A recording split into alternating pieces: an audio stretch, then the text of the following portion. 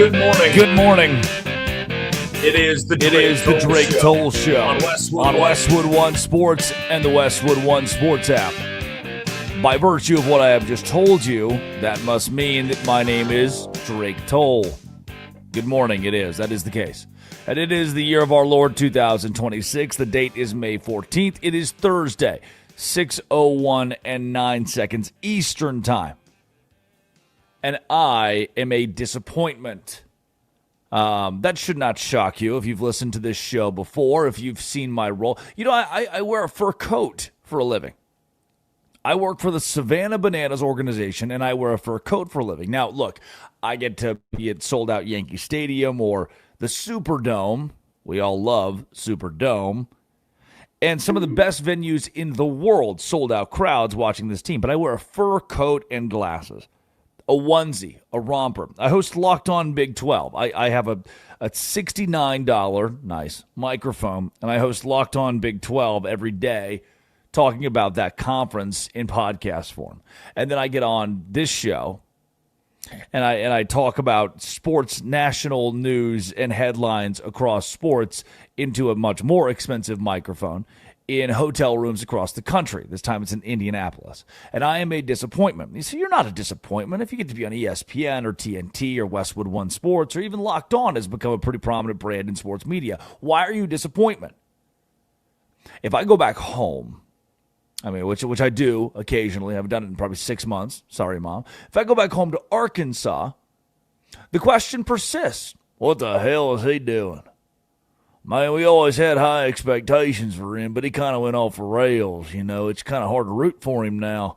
He lost sight of where he's from. It's this weird dichotomy where, on the one hand, when you're growing up, people say, hey, go spread your wings. Go do something different. Go be free. Wide open space, yeah. Who doesn't know what I'm talking about? Formerly the Dixie Chicks, now the Chicks. And they tell you to do that when you do that, they're like, well, man, I don't get it. You know, he's gone woke on us, and it's just not that kid we used to know. Why? Well, I can tell you why. It's because I don't work with my hands. It's because I don't use my hands.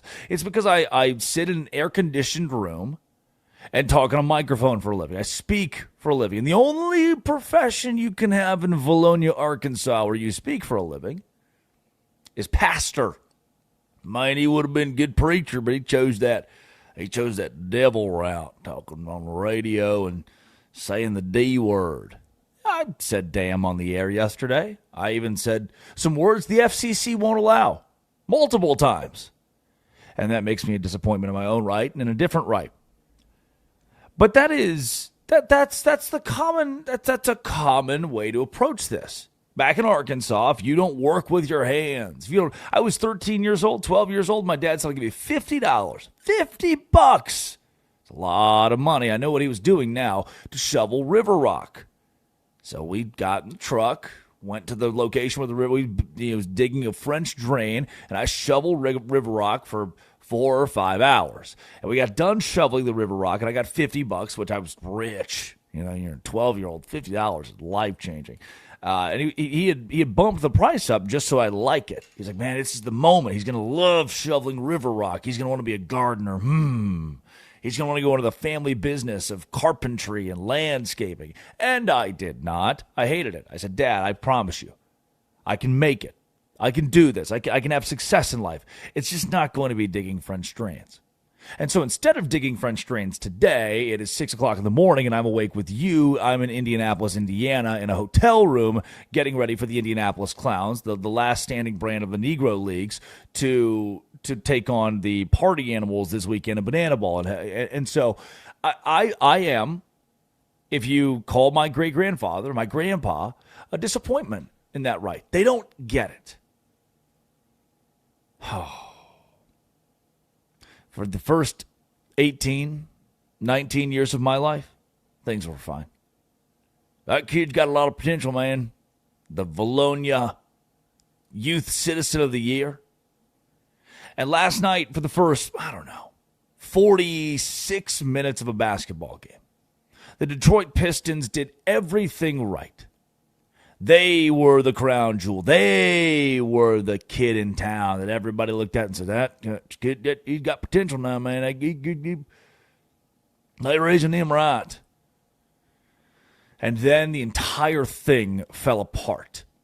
This is the epitome of disappointment. I don't care if you woke up this morning in Columbus, Ohio, as a big Detroit Pistons fan, or you woke up in Burleson, Texas, as a big Detroit Pistons fan. You could be in Redding, California. Good morning. It is early for you. Any of those could be true. Any of those could be your current location. And no matter what, you need to know this. Because you're going to walk into your office today. You're going to walk into the French Drain office. You're going to walk into the yard where they're building the French Drain. And a buddy of yours is going to say, man, that was crazy last night. That Pistons, man, they just fall apart. Because James Harden and the Cleveland Cavaliers in overtime defeated the Pistons on the road 117-113. I was at a bar in Indianapolis. Tin roof. Everywhere's got a tin roof. People do tin roofs. When a Jenkins block for Detroit against James Harden gave the Pistons the ball with a 103-94. Listen to this. With a 103-94 lead with 2 minutes and 40 seconds to go. A 103-94 lead with 2 minutes and 40 seconds to go. I'm still living with your ghost. There's a dude, just one guy. Him and an acoustic guitar. He's just jamming out on the stage, singing all the. So you put a request in, and he's going to play it. And I'm kind of in and out watching the game because the Cavs at this point have got it within arm's length. That's a phrase I like to use a lot. And at some point, the winning team gets the game to arm's length, and it was over. What do? I'm sitting with you. I'm jumping up. Let's say, I'm jumping up and down, having a good time, hanging out with my friends in Indianapolis, exploring a new city. The Marian University Women's NAIA Lacrosse National Championship runner-ups, yes, that's the full title, were also there, the entire team, and their coaching staff. I don't know how that's legal, but maybe that's the next best scandal alongside Brendan Sorsby and Lane Kiffin. And for as much fun as I was having, I zoned out for a bit. Look back up, whoa. The game's in overtime. What? The better team, the 1 seed, Cade Cunningham-led Detroit Pistons, are up by 9 with under 3 minutes to go. And the next time I look up, the game's in overtime? I had to go back and watch the entirety of the fourth quarter to understand how this happened, from Detroit's turnovers to not just turnovers, but twice late in this game. The Pistons let the shot clock run out on them. If you do that twice in one game, I'm upset. The Pistons did it twice late in a game where they were where elite play, where efficient play was necessary. This is a disappointment. You think the small town kid who now works in an air conditioner behind a microphone is the disappointment?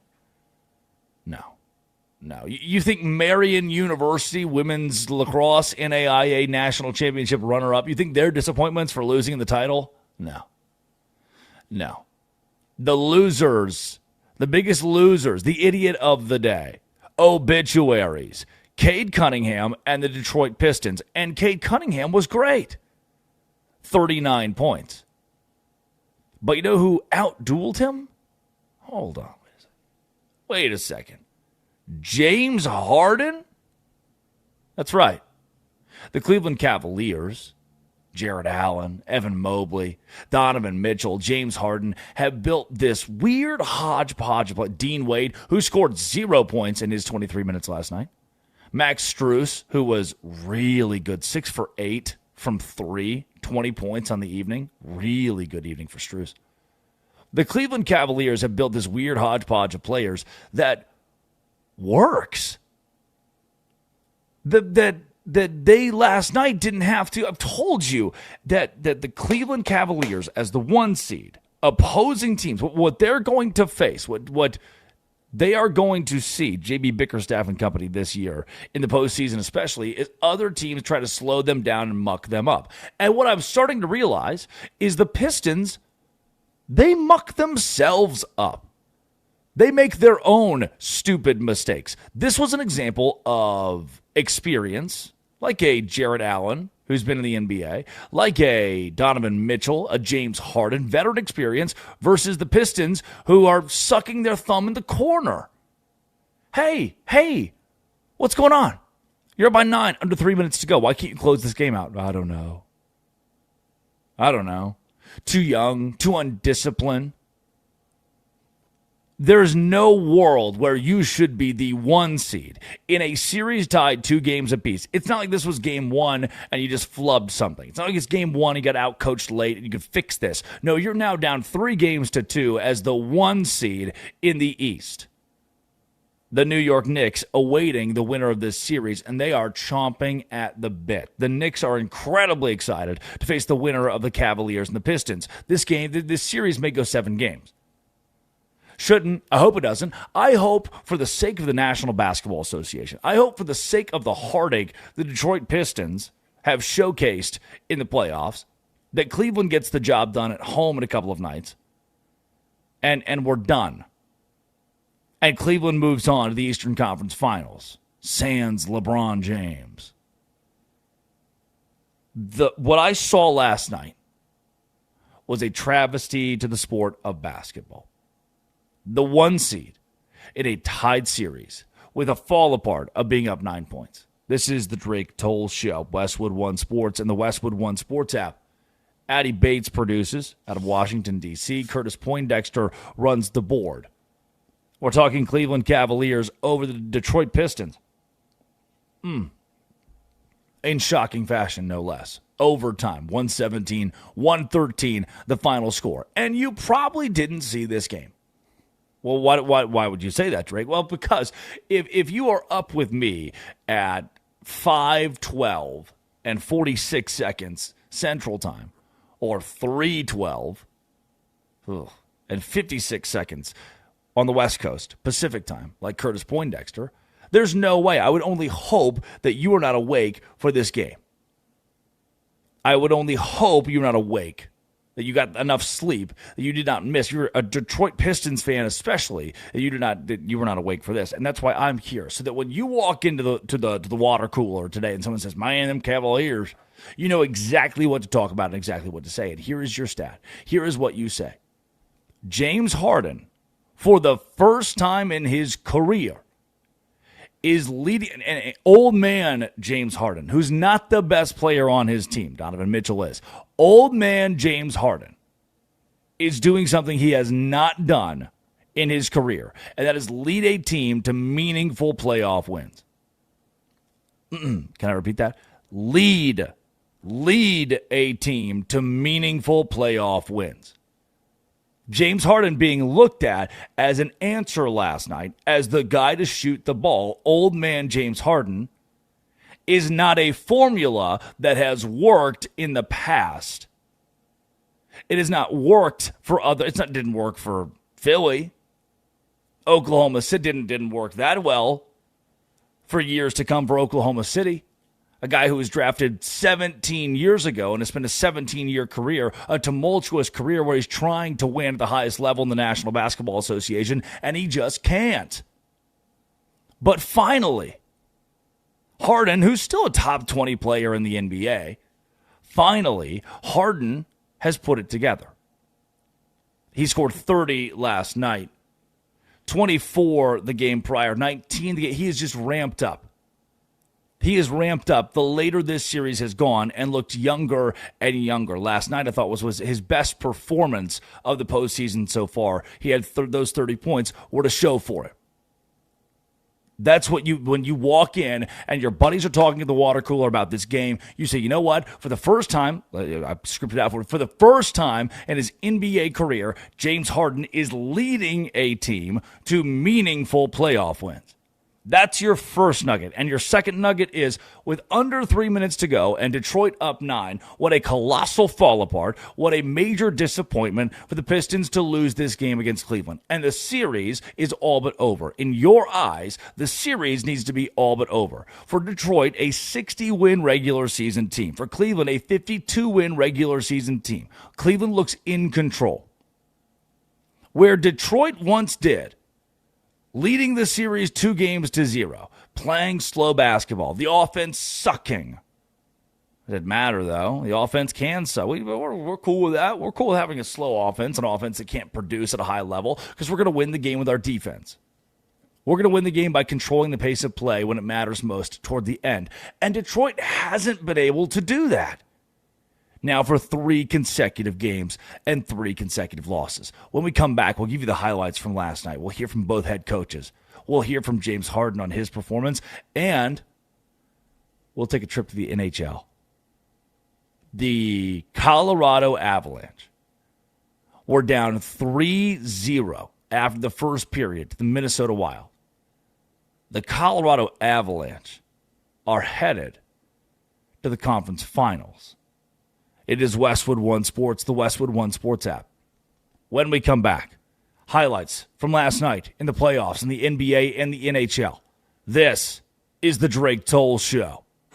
Tonight, it's a Westwood One special presentation. NFL Schedule Release 26. Hosted by Scott Graham and Mike Golick. What's your team's toughest stretch and where are the wins? We'll tell you tonight at 8 p.m. Eastern on Westwood One Sports.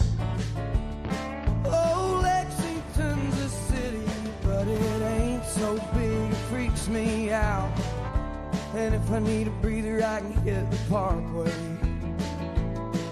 Be home before the bars all close, drink away the lies she told, think about the days.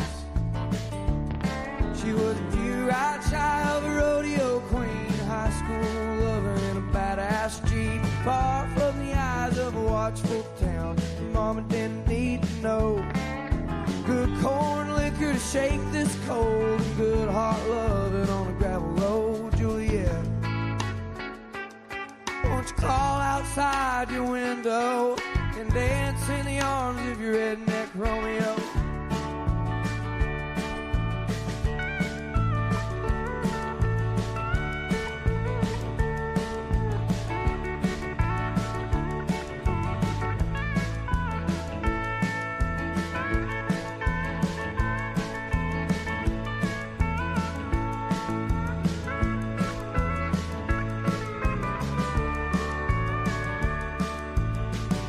Push came down to shove, I'd be a band for her love. Shoot sharp and walk away. She was good before she changed her name, and I bet that ain't all that's changed. Goddamn, I remember the nights.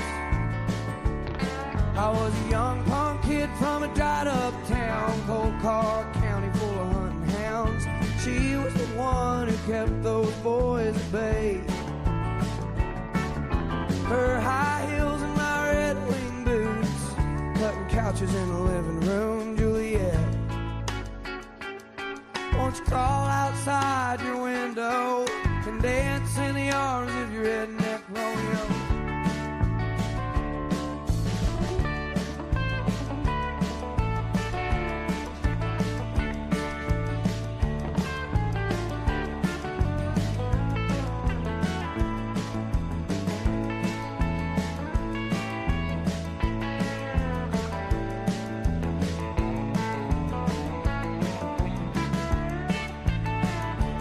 I can't win for all this losing, I can't see for all this boozing, but by God I can keep it together. Just to hold my baby close, get her moving down a county road, make up for lost time. She was a pure-eyed child of a rodeo queen, she ran on sex and gasoline, far more money than a boy like me could hold. She went off to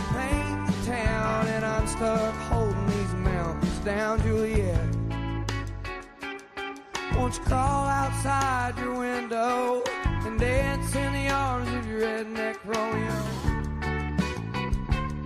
Won't you crawl outside your window and dance in the arms of your redneck Romeo?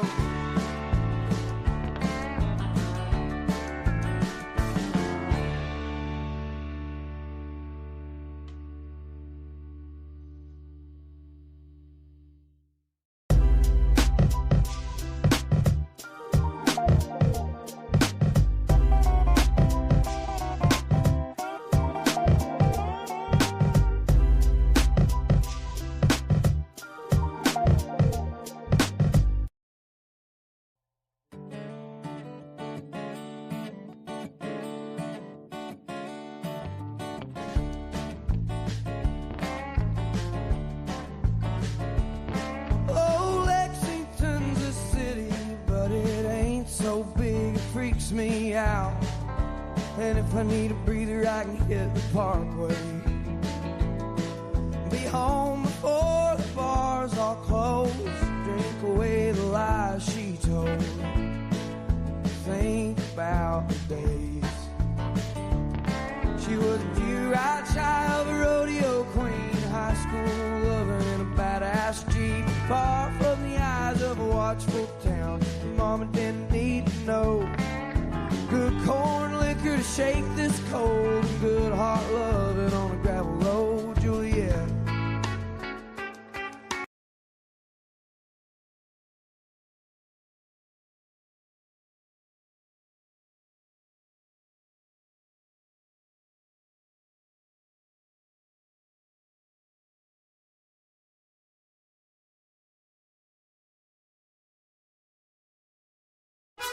Touch yourself, big gooner. Death! Taxes! Tanner Thomas long ball! And I was taking shots from the front and the back. It is the Drake Toll Show on Westwood One Sports and the Westwood One Sports app. Thursday, May 14th. You can listen to the entire show. Dog, yeah, Dick and Dan come on in the morning. You're like, man, my favorite show is Dick and Dan. They're funny, man. I like that Dick. Dan's been a good addition, too. I don't mind it. And I get it. They're the classic local hometown guys. You listen to them every morning. You can still listen to them every morning. I'm not asking you to change the dial right now or to flip around your morning routine. But the Drake Toll Show is free and available live on the Westwood One Sports app. So you can continue listening to this show even when Dick and Dan come on the Westwood One Sports app or the Drake Toll Show YouTube channel or the Drake Toll Show on Twitter. You can do those things. And then if you're like, you know what, I can't listen live, I want to go to the Dick and Dan, that's fine too. This show is free and available in podcast form. Free and available in podcast form wherever you get your podcasts after the show is over. That's where my Uncle Ben, not related to the Rice, listens every day. Westwood One Sports and the Westwood One Sports app. Addie Bates producing. Curtis Poindexter runs the board live from Indianapolis this weekend, where the Party Animals take on the Indianapolis Clowns. I remember definitively 7 or 8 months ago when I was first told that the new Banana Ball team, that's the Savannah Bananas League, would be named the Clowns. And I thought, the Clowns? What an interesting thing to name a team in 2026. Only to realize a short time after, it was the Indianapolis Clowns, Bob Kendrick, the Negro Leagues, that had worked with our organization to revive a baseball team from the Negro Leagues, the Indianapolis Clowns. Names like Mamie Johnson or Hank Aaron, Satchel Paige. The final standing team from the Negro Leagues, 1989, they played their last game, was to resurrect that brand in the Banana Ball Championship League and have players like Jackie Bradley Jr., who is my roommate on this floor in this hotel, and Monet Davis, who is also a couple doors down. Surely the Drake Toll Show is loud enough today that it has awoken all of them. But an opportunity this weekend for the first time in decades for the Indianapolis Clowns to play in their home city, for a Negro Leagues team to play in front of 15,000 people at Victory Field in Indianapolis, the home of a legendary legacy brand like that. That's pretty damn cool.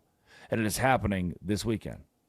Have the distinct honor of being on the call both Friday and Saturday. And today, heading to the ballpark at 9 o'clock. That's right when we go off the air to help build out what the show is going to look like, taking you back in time to what it would have been like to experience the Indianapolis Clowns in the mid-50s, the early 60s, the late 70s. It's revived this weekend. You know what's not revived? The Minnesota Wild. Series over. Now, this is not a surprise. The only surprise out of this could have been that the Wild stole a win. After a knockdown, drag-out 6-game series with the Dallas Stars, the Avalanche had rolled in round 1 to a sweep. And I could have told you the Avs would sweep the Wild, but them taking a game is not a shocker, I guess. It's just the way they'd been playing, the way the Avalanche had put the hammer down on Minnesota. It was cute. Maybe not a surprise, but it was cute that the Wild stole a win from Colorado. And now, 4-3, last night, the Avalanche are moving on. They'll play the winner of the Golden Knights and the Anaheim Ducks, who themselves, in a 3-2 series, could go to 7. And the Canadiens and the Sabres will also play tonight. The winner of that game is set to meet the Carolina Hurricanes. They are 8-0 in the postseason. The Avs are 8-1. The combined record between the Avalanche and the Hurricanes is 16-1 through 2 rounds of the NHL playoffs. That is the series. That is the Stanley Cup final that we have been promised as Americans. That is what I am rooting for. But I'm getting way ahead of myself. Let's take you back to last night, where the Wild led the game 3-0 at the end of the first period. But here they come. Parker Kelly, Jack Drury, Nathan McKinnon.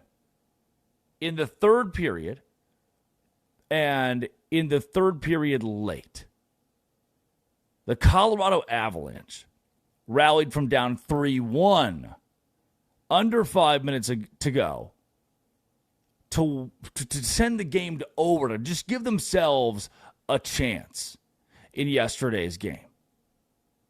And let me tell you something. Watching this game live, similar to the Detroit Pistons, that kind of disappointing, you're like, man, how in the world did I look up at the TV and all of a sudden, again, the team that seemed to have everything under control is now drowning? It was the case last night for the Pistons, who were ahead by 9 points with under 3 minutes to go. It was the case for the Wild, who were ahead 3-0 at the end of the first period, who were ahead late in the game 3-1. Let's take you back last night to Nathan McKinnon at home for Colorado, tying the game at 3 points apiece inside of a minute and a half left in the game. 6 skaters on the ice for the Avs. Here's McKinnon shooting one. He scores! He scores! The Avalanche tie the game at 3. I love the goal horn just being Curtis, just spamming buttons. It's just got a lot of Curtis to it right there. Just, yep, correct. That's goal horn guy. I was like, this is my moment. Got to do it. Hit the button, hit the button, hit the button. Tied up at 3 apiece. Headed into overtime. It was Brett Kulak who had the distinct honor in OT. Didn't take long into overtime, by the way. A few minutes in. Had the distinct honor of sending the Colorado Avalanche, my hometown accent sneaks out every now and then, to the conference finals. Here is that overtime game-winning goal. To the Minnesota zone, it's Natchez. Shot! Score! Kulak wins it! The Avalanche move on!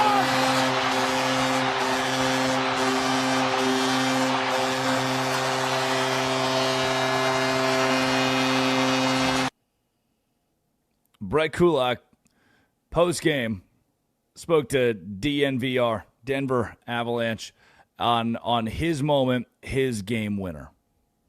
Yeah, I mean, you always like to dream about it, but like you say, the player I am, I'm not the guy everyone's looking down the bench at. Like, all right, get out there and go win it for us. So, no, it's been good. It was a tough series. That's a good team over there. So, for us to play the way we did and get the job done, and then just for me, that was a special goal in my career for sure.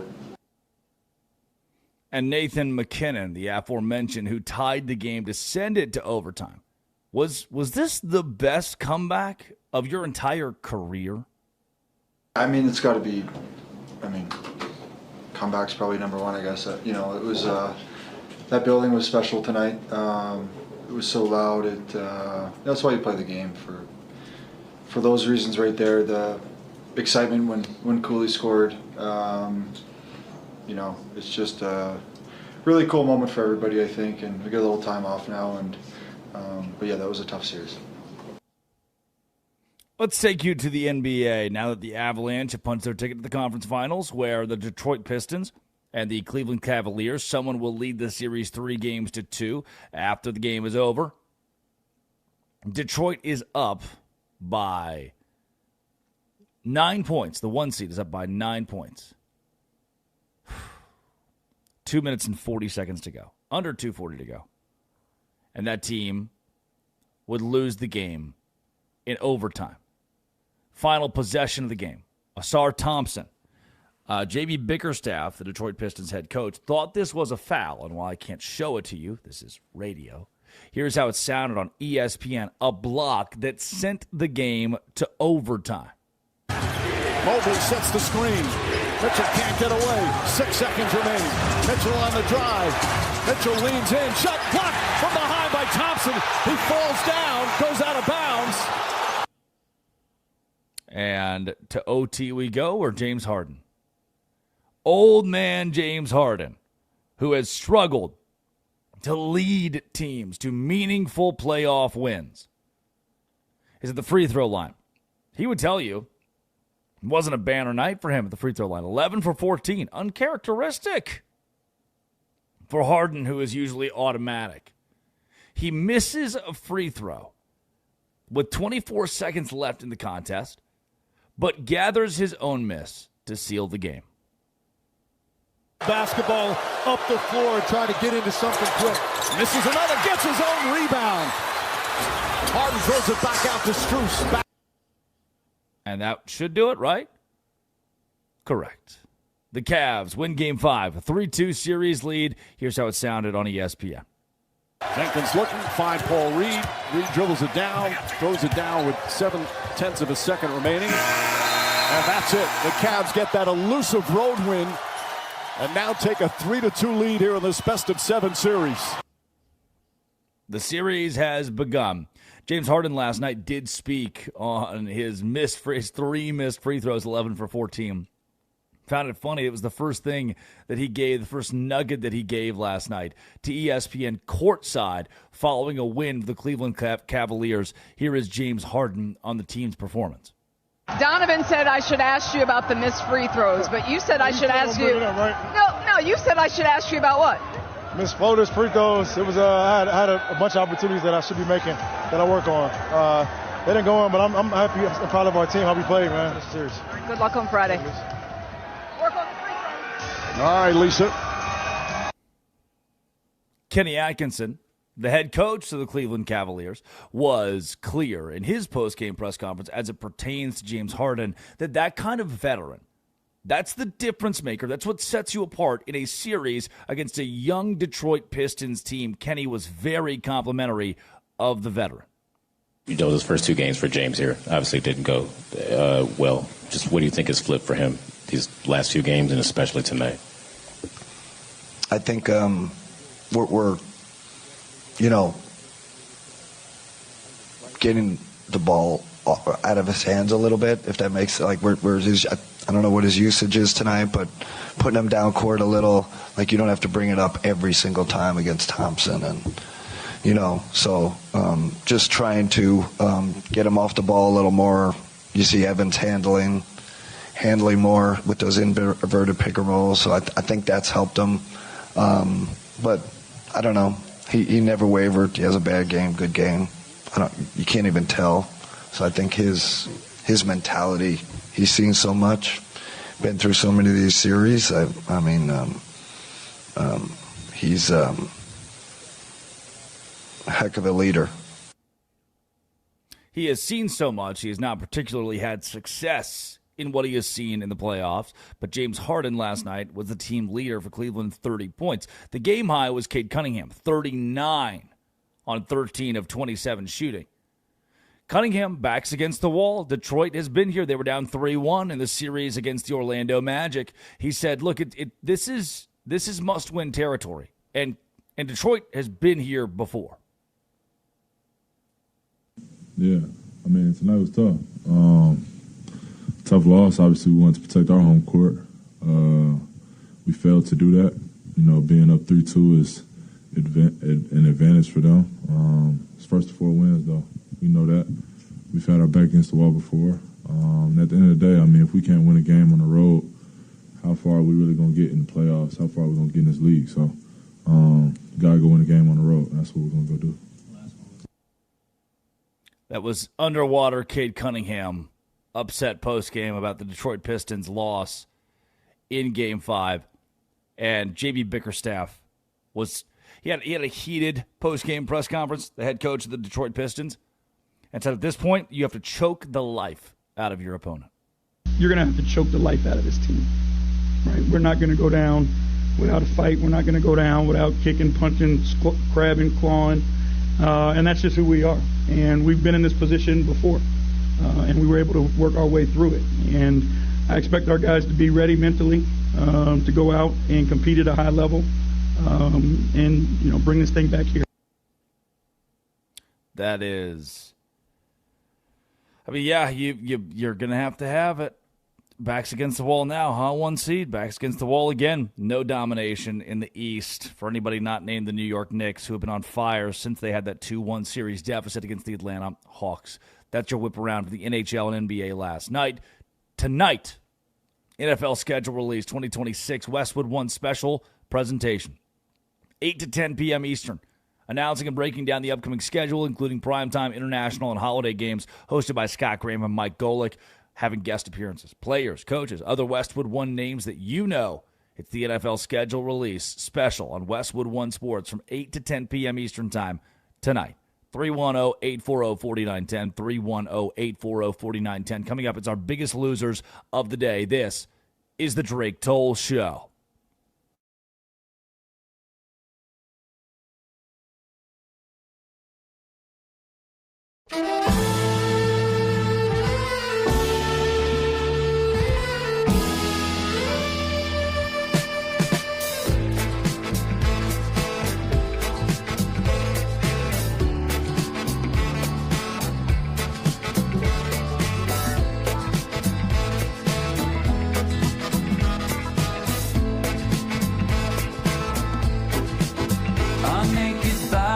Go on trial just for laughing at the joke, just for saying of the bargain what any sales girl already knows.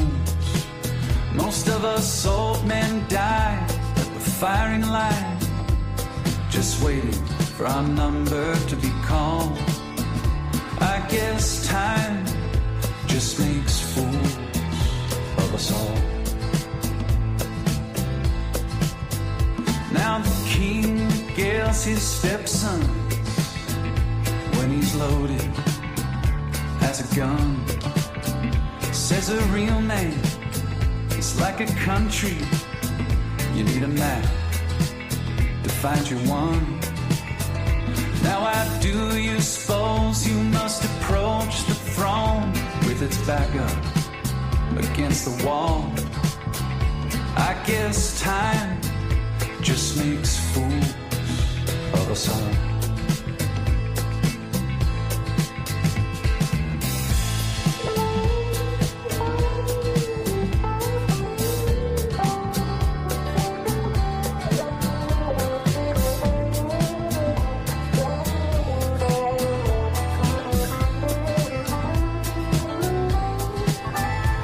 British minds of my generation, glad they conscripted in the war of defending any Goliath that would deign darken the door. Now with your genius for picking battles, it's no wonder every helmet is too small. I guess time just makes fools of us all. I guess time just makes fools of us all. My drink is watered down. The champ is on his knees. He lost the rematch. He lost the comeback. He lost the charity. But that's the job. It's what gets the asses in the hall. They came for a beating. And he came to brawl.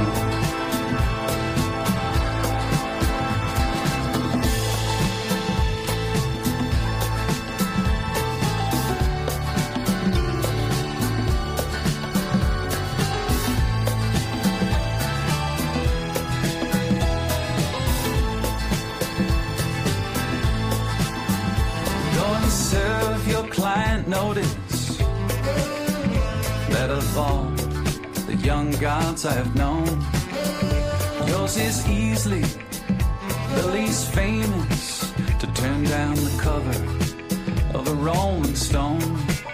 Lily white faces, so familiar and yet impossible to recall. I guess time just makes fools of us all. After a millennia of good times, God said, hey now, let's have a dream where we raise the stakes a little. Come on, let's make things interesting. Parachute into the Anthropocene, an amnesiac, a himbo Kendall. I guess time does make fools of us all.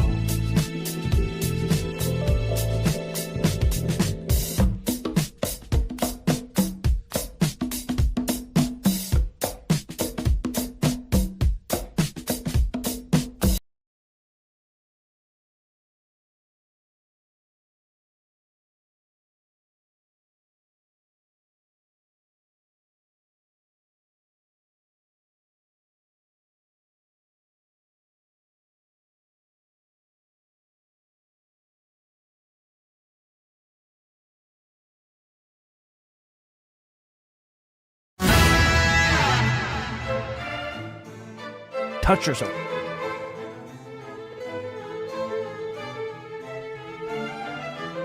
What? It is the Drake Toll Show on Westwood One Sports and the Westwood One Sports app. I am confused because I don't understand. I think I was lied to yesterday.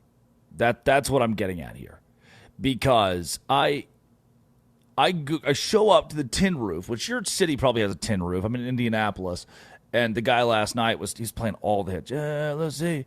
That was all I could do. Keep from crying. We did the Rolling Down Backwood. I mean, he played all the hits last night. And there's this group of, 15 girls that are just jumping up and down. They created their own dance floor. And I thought, they got to be here for something. Because there's a group over here. This lady who looked identical to Elizabeth Warren, she's jumping up and down. She's probably 70, and she's going nuts on the dance floor. Also, she's in a pantsuit. It's a whole crew of people in suits and ties. Where the hell do you guys come from? We were at a conference down the street. What conference? We were at the personal injury lawyer conference. Oh, my. What a disaster. Where are you guys over there? Where you come? We came from a conference as well. Well, what conference did you come from? The Small and Growing Business Conference. Damn, what is Indianapolis just on a Wednesday hosting every conference under the sun? Then you, big 15 girls, what are you guys doing? Just jumping up and down, screaming. Oh, we're the Marion University Women's Lacrosse NAIA team. And I said, what? And it's time for our biggest losers of the day. Biggest loser number 1, the Marion University Women's Lacrosse NAIA team. Because last night, I met the head coach. Because the girl that I was like, who are all of you? She said, oh, we're the Marion University Women's Lacrosse team. And I said, okay, who are you? Oh, I'm the coach. You're the what? You're just taking your team to the bar? Yeah, I am. All right, cool. I don't think NAIA, the National Association of Intercollegiate Athletics, is going to investigate the Marion Women's Lacrosse team. At least I hope they don't, based on the Drake Toll show. And you know what she told me? They had just gotten back from the national championship in Alabama. And I thought, that's pretty damn cool. You guys played in the national championship. She said, yes, but we lost. So, okay, well, you made it to the finals, right? So it's all party. Everything's good. Congratulations to all of you. This is super cool.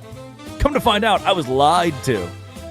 According to NAIA.org, the Bees of SCAD, the Savannah College of Art and Design, knocked off the Marion University Women's Lacrosse team well before the finals of their NAIA championship.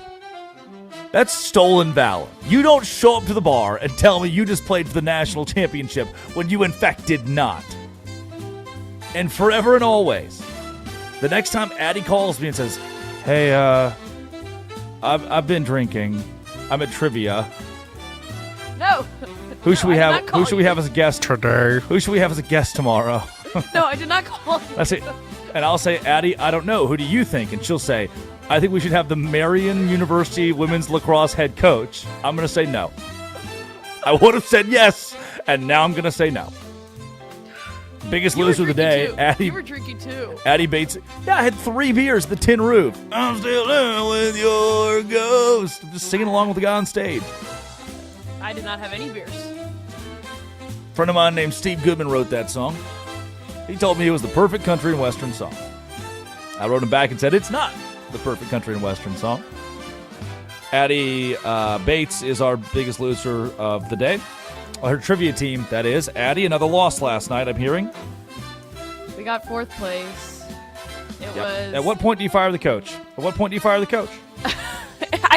I don't understand, because we only got 3 questions wrong out of the whole entire trivia. That's why I think other people are cheating. That's why I think they're cheating. This isn't easy trivia. It's BS at this point. But I did win at pool afterwards, so that is good. All right. Well, biggest winner of the day, Addie Bates at pool. Biggest loser of the day, Addie Bates at trivia. Thank you. Biggest loser of the day, Big Papi, David Ortiz. Joe West went on Jeff Passan's podcast yesterday, the legendary MLB umpire, Joe West, and told a story about Big Papi that is for the ages after his dominant Major League Baseball Hall of Fame career. Joe West, take it away. Big Papi, when he first came to the big leagues, he was a twin. And they put him in as a defensive replacement in the 9th inning of a spring training game. That's not where he's going to play. When he finishes throwing the ball around the infielders, he came back toward me and I said, I hope you play in this league a long time. And he said, well, thank you. Thank you very much. And I said, as long as you're in this league, I won't be the ugliest guy in it. I don't think he spoke to me for 13 years. So now he goes and he gets traded to the Red Sox. He becomes their all-star player and MVP of the playoffs, MVP of the world. He could have run for mayor of Boston. And then he announces his retirement. He came to bat in May that year that he announced his retirement. He says, I have something to tell you. I said, I don't want to hear it. Get in the box. You take too long to play. He says, no, just let me tell you one thing. I said, all right, tell me one thing, then get in the box. He said, I'm retiring. I don't care if you retire. Get in the box. He said, just won't. All right, hurry up. Tell me what you got to tell. He said, next year, you'll be the ugliest guy in the league.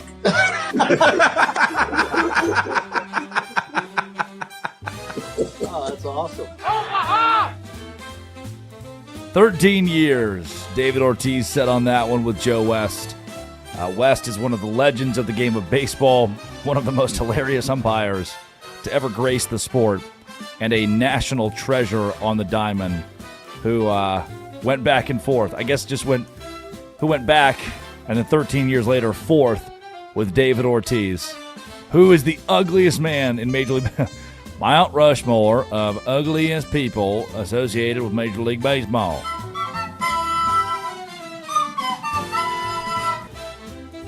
Biggest loser of the day, those people who can't tell C from C. Because last week the President of the United States was very clear. It's like C. Not like C, like S-E. Not like you see it, but like C, like the water. And yesterday, a week later, he just doesn't know if you got the point, and he needs to drive the message home all over again. That right, Paul, with respect to drugs coming in by sea, meaning drugs coming in by water, by the ocean, by the sea. A lot of people don't know what I mean by sea. They think I'm talking about vision. I'm not. I'm talking about sea, like the sea. These gains have been the result of I'm talking about sea, like the ocean. Addie, a lot of people hear sea, and they think I mean like the eyes. I do not. I was not sure when you said by sea. I was like, oh, it has to be by sight. That's how drugs are getting in here, by sight, right? By sea. Not by sight, by sea. That's my bad. But now that he corrected it and said it was ocean, I feel so much more informed. It's Lexington, Massachusetts, 1774. And there's a local. They're like, hey, man, Paul Revere is going to go 1 if by land, 2 if by sea. By sea? What do you mean by sea? So, like, if he sees them, he's going to put up 2? But I thought he's putting up 1 because he's got to see him if they're on the land, too. I bet somebody was very confused. Concord, Massachusetts. If only they had President Trump back then to clarify that. SEA, idiots, like the water. Biggest losers of the day. The Washington Wizards? Addie, this is your own backyard, Washington, D.C. The tweet from NBA Central. A.J. DeBonce's preference is reportedly to remain in Utah and get drafted by the Jazz. With that being the case, the Wizards are a prime spot to trade down to the 2nd pick and allow Utah to take their A.J. DeBonce at 1. The Wizards have leverage. They need to use it. Do you genuinely think that Darren Peterson... No. Not often. Right. Do you think that Darren Peterson is a number 1 overall candidate? Do you think that he's a number 1 overall? If they because DeBonce should be number 1 overall, but if he's saying I would rather stay in Utah, which we'll get into this a little bit later in the show, he's also said I'm used to being number 1, like number 1 recruit, number 1 this, number 1 that. So if you're number 1, and if Washington doesn't trade down, what's more important? Is it staying in Utah, being the number 1 overall pick? I think DeBonce will be a member of the Jazz next year.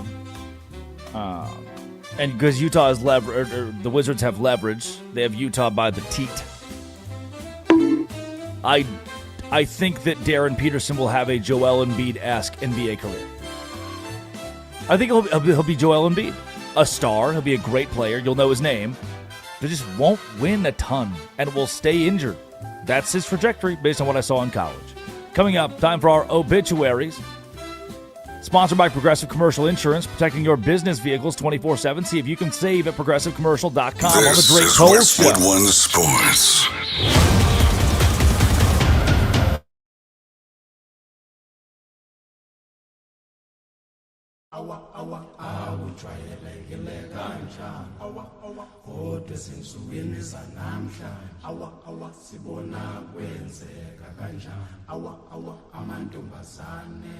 She's a rich girl, she don't try to hide it. Diamonds on the soles of her shoes. He's a poor boy, empty as a pocket. Empty as a pocket with nothing to lose. Sing ta-na-na, ta-na-na-na. She got diamonds on the soles of her shoes. Ta-na-na, ta-na-na-na. She got diamonds on the soles of her shoes. Diamonds on the soles of her shoes. Diamonds on the soles of her shoes. Diamonds on the soles of her shoes. Diamonds on the soles of her shoes.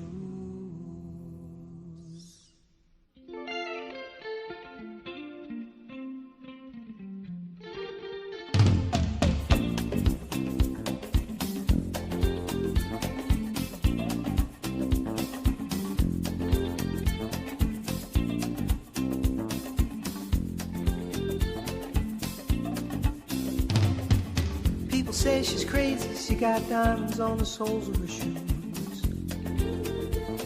Well, that's one way to lose these walking blues. Diamonds on the soles of your shoes. She was physically forgotten, but then she slipped into my pocket with my car keys. She said, you've taken me for granted because I please you. Wearing these diamonds.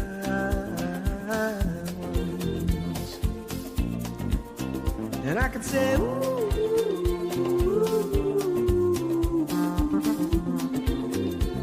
as if everybody knows what I'm talking about. As if everybody here would know exactly what I was talking about. I'm talking about diamonds on the soles of her shoes.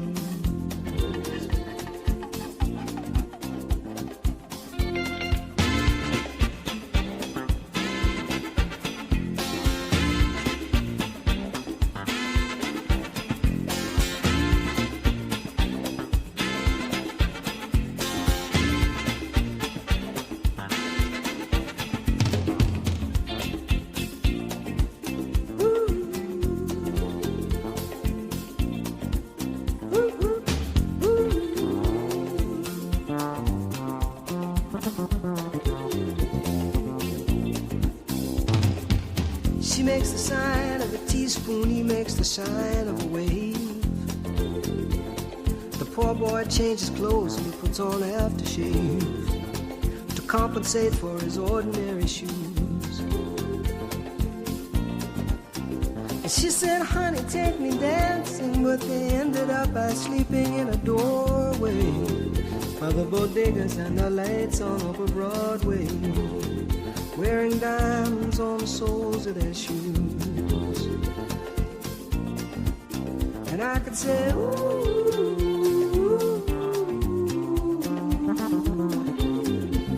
and everybody here would know what I was talking about. I mean, everybody here would know exactly what I was talking about. I'm talking about diamonds.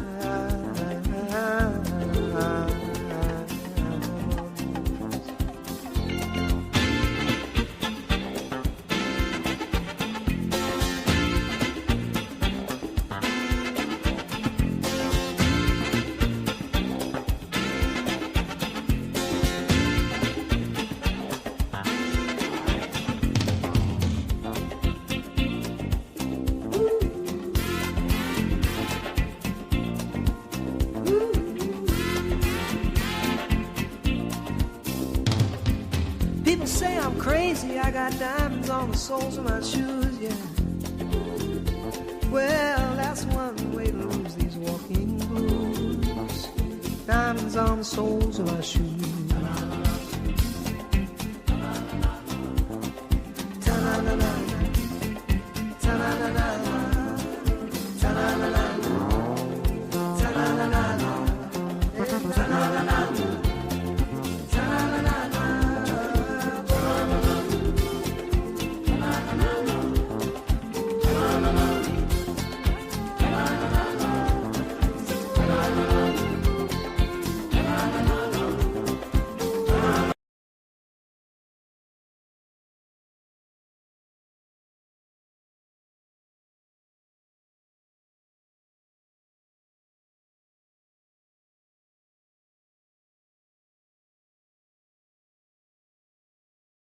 Ya hoy tengo a una, mañana a otra. Me la voy a llevar a todas pa' un VIP, un VIP. Addie, someone's calling my hotel phone. Can you host the Drake Toll Show for a second, please? There's no way that someone's actually calling his hotel phone right now. Well, welcome back to the Drake Toll Show. Who would ever call a phone at this hour of the day? It's Addie Bates. Drake Toll's here. Addie, that was so good. Thank you for your service. However, did you do that on such short notice? I'm proud. My 7. Who the hell sets a hotel alarm on preset for 7 a.m.? These guests are going to get their lazy ass up. You probably when you were drunk last night. Hotel I was not drunk last night, and the hotel I would never set a hotel alarm for 7 a.m. Also, can I get a breaking news, please, Curtis?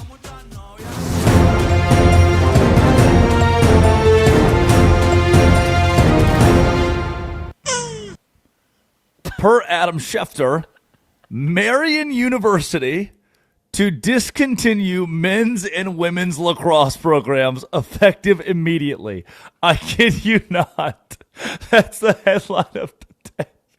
I kid you not. That's why they were celebrating. I cannot believe it. What? That's why they were all out drinking with the head coach, is because their damn program got Spend the last of the budget before it's gone.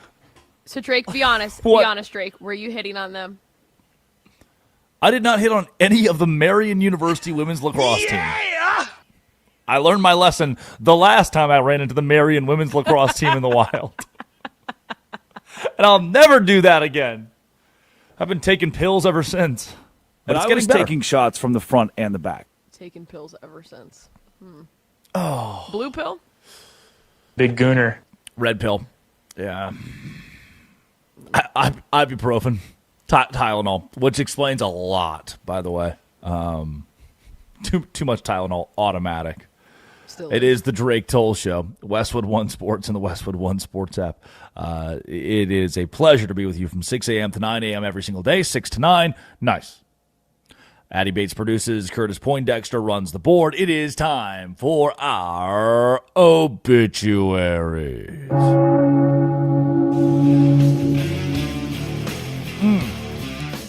Dead today, James Franklin's ability to develop a quarterback.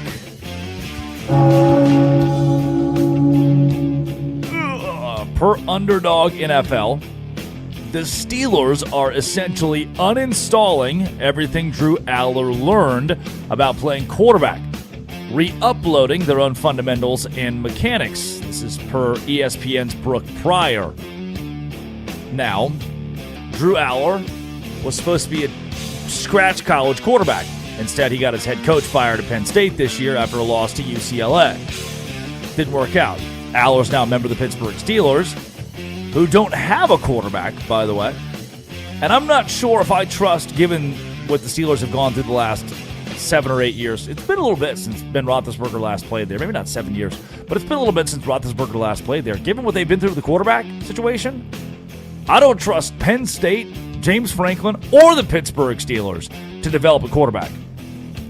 I guess Mike McCarthy's there. That can't hurt you. You know, the old Cowboys head coach, Mike McCarthy. But, Addie, Drew Aller is relearning how to play quarterback because Penn State tried to teach him how not to. And that's why they should have drafted him. That's why they drafted him. They're like, this guy doesn't know how to play quarterback. We don't have a quarterback. This guy doesn't know how to. We need him. We need him. You're admitting that you have no idea what you're doing when you're drafting people, by the way. We'll rebuild him. We'll fix him. Trust me, in my history, that does not work. Does not work. You cannot fix him. I know you're curious. This is the same team that called a player and said, we're drafting you, when they, in fact, were not drafting him because he had already been taken. Yeah. By a lizard man. Kind of a disaster. But we should just have, until things are remotely in a row or put together, we should have Chris Mack on the show every day. Chris, what the hell is going on in Pittsburgh today? I think that was kind of the question last time. Was Chris, what the hell is going on? He's like, no one really knows. Ever. At all. That's our first obituary today. Dead today. American basketball? This is from ESPN, Kendrick Perkins. The international players are kicking out the locals. Perk, what you got? I thought that Giannis, since he's been hurt, Jokic, right, we seen a decline a little bit over the past few years. I thought American basketball was catching back up.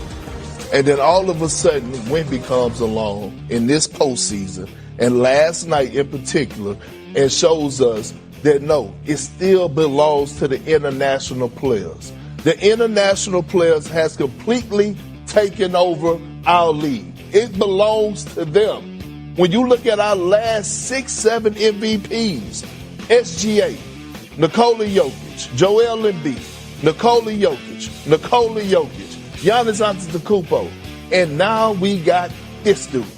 There's no hope for us to take over our league in it. No, there's no hope whatsoever, at least for the next 10 years, for us to get our league back, because Wemby is going to be the best player on the floor, on both ends of the floor, for the next decade. But one person. They took their jobs. They're taking our jobs. Sounds like a big The immigrants are coming into our country, and they are stealing our good, hardworking National Basketball Association player roles. What? Addie, who's the best team in baseball? The Dodgers. The Braves. Addie, who's the best player in baseball? Not Shohei Ohtani. Just play the game. Who's the best player in baseball? Oh my god, I think it's Shohei Ohtani. Where's he from? Oh my god, Japan. Who's the best player in hockey? That's a really difficult one. Sorry. Where's he from? Not here. Correct, Canada. Probably Canada. Who's the best player in soccer? Curtis? No. No, I don't play soccer anymore. Where's he from? Not here. Half Mexico. Curtis was born on the border. It's down in a puddle. The best player in basketball is Victor Wembanyama. He was born in France. Addie, are we washed as a country at sports? Yep. I think that's it. That has to be it. No, it's just, even if your best player is not from here, like, I would say collectively, like, as a whole, like, no, we're not. That's all we got going for us. We have to be good at sports. As a what? I don't say a whole one. I'm just saying it was really close. What you just said was very close. I had a call yesterday. I had a stern talking to with the upper level management, and I will no longer be saying that word. It's taped to my computer as to not say it. I'm not. Starts with an A, ends in S, and then it has hole. And you can't say that. You can't. It's a body part. Oh. Okay, I was confused. I personally do not care that Wembanyama is from France. I do not care that Shohei Ohtani is from Japan. I mean, that's why I can't get into professional sports. It should be Americans. I think the face of the league has got to be from the USA. Otherwise, I can't do it. I do not subscribe to that. I don't care. I like greatness. I like watching teams play. I like watching my team play. I like rooting for teams. I like betting on the games. So does Shohei. Sue him. Well, don't sue him. Sue his translator, his old translator. I don't think it's a problem. But if you do, that's fine. It's your prerogative. Final obituary, dead today, humping.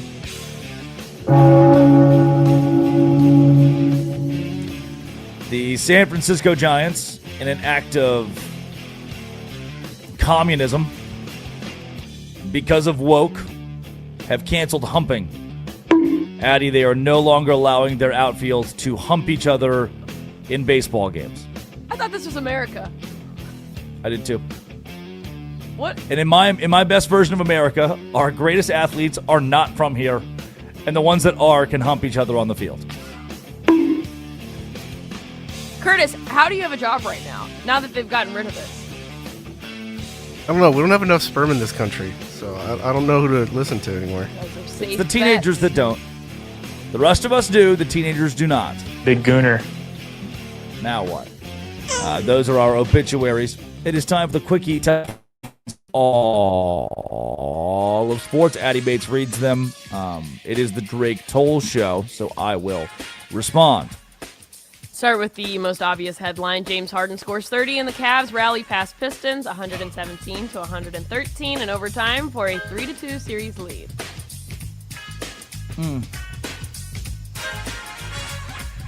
James Harden is old. James Harden has struggled his entire career to win meaningful playoff games. And you know what? He hasn't won the meaningful game to send the Cleveland Cavaliers to the conference finals. But last night, Harden was the leader. He took over. The team looked at him and said, James, how do we do that? How can we be that good?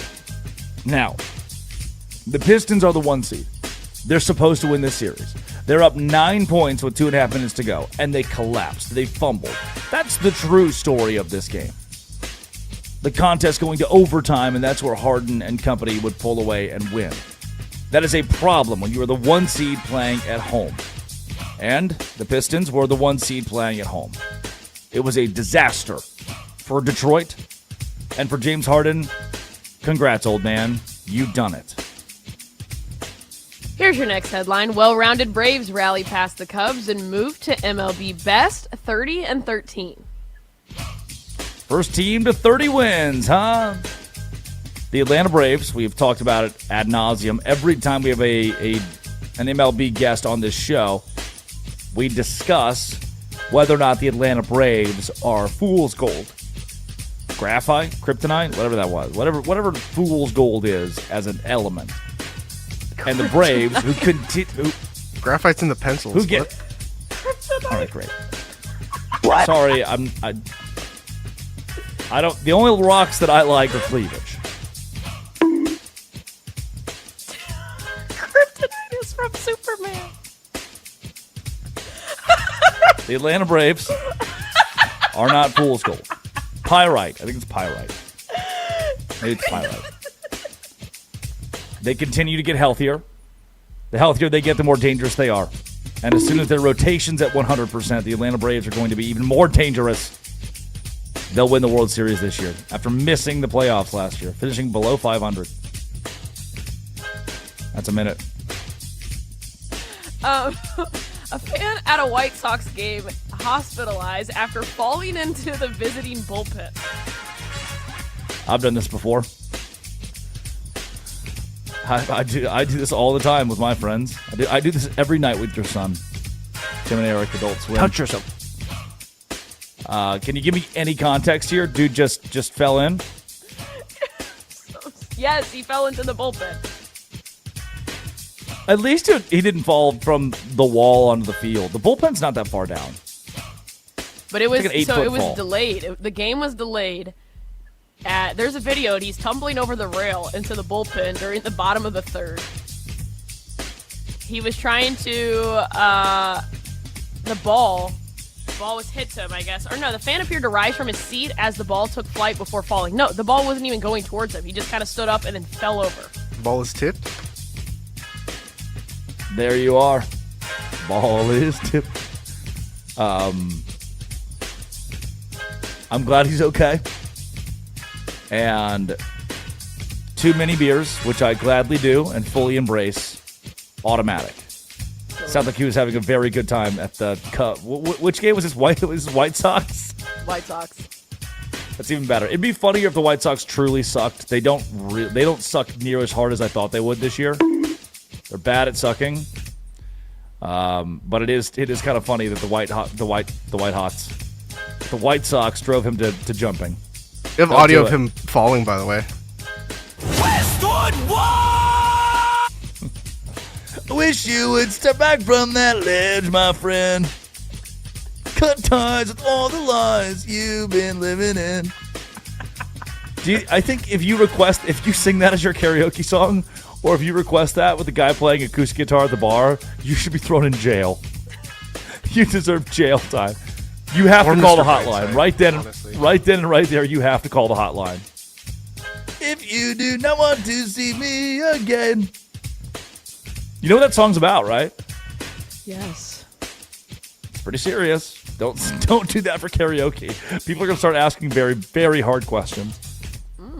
Here's your next headline. Florida Attorney General issues investigative subpoena to NFL over Rooney Rule. This is the Murdoch thing. It's crazy they let him go. I could not believe Alec Murdoch got let go.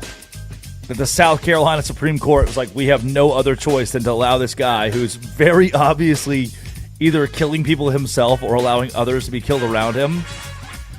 Allegedly. We got to let him go, man. He belongs on the streets. He belongs in your home. Alec Murdoch's a good guy, good man caught up in a bad situation. Like, what? How did the South Carolina... I was on the phone with I was with a big group, and one of the guys is dating a news reporter in Savannah. And she's like, this is it. This is the end of my... I think she's just going to have to go to South Carolina every single day now and cover this Alec Murdoch story because they freaking let him go. He's going to go to trial again. His kid has the Snapchats of like, my dad is killing me. And the South Carolina Supreme Court was like, we have no choice but to let a good man go. Corrupt, deep South, deep state. That's a minute. Here's your final headline. FIFA announces Super Bowl-style World Cup final halftime show featuring Madonna, Shakira, and BTS. Okay, Madonna. Wow. Old Madonna. Old Shakira. And that's the Asian band? BTS. BTS? K-pop group. Korean. What have I been telling you? They're taking over our sports. The immigrants are coming in here and they're playing our basketball. They're playing our basketball. James Naismith died so that the United States of America could have its citizens playing basketball. And now they can't anymore because of BTS and Victor Wembanyama. And now the World Cup's doing it too. It's a bad headline. My favorite World Cup headline is the new Miller Lite soccer ball. It holds 12 beers. It's great. Yeah, but you're drinking Miller Lite. Which is also great. I implore you, the world, to Google Miller Lite soccer ball. You will not be disappointed. Addy Bates produces. Curtis Poindexter runs the board. That's a minute. And that's the Quickie Top 5 headlines on all of sports coming up. Oh, is he going to go there? Oh, I'm going to go there. Where in the world is Carmen Sandiego? And where will A.J. DeBonsa land in the National Basketball Association? Because I don't think the Washington Wizards are going to pick first overall. Sponsored by Progressive Commercial Insurance, protecting your business vehicles 24/7. See if you can save at progressivecommercial.com. This is the Drake Toll Show. AFC.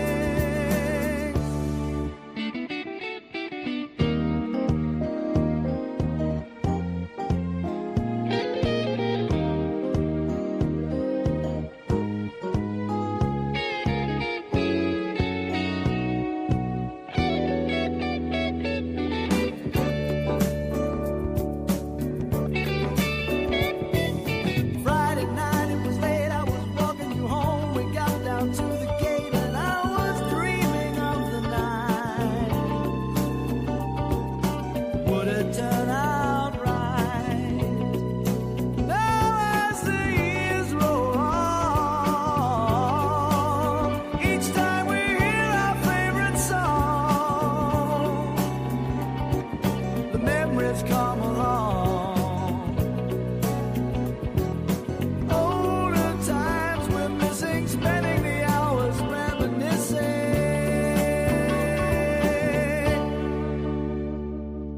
Hurry, don't be late, I can hardly wait, I said to myself when we're old. We'll go dancing in the dark, walking through the park and reminiscing.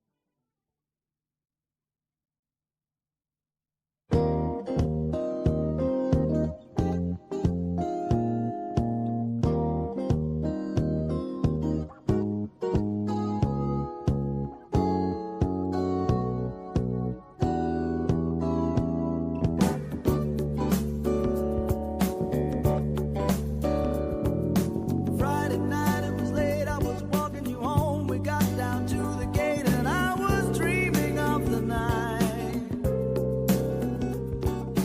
Would it turn out right? How to tell you, girl, I wanna build my world around you. Tell you that it's true.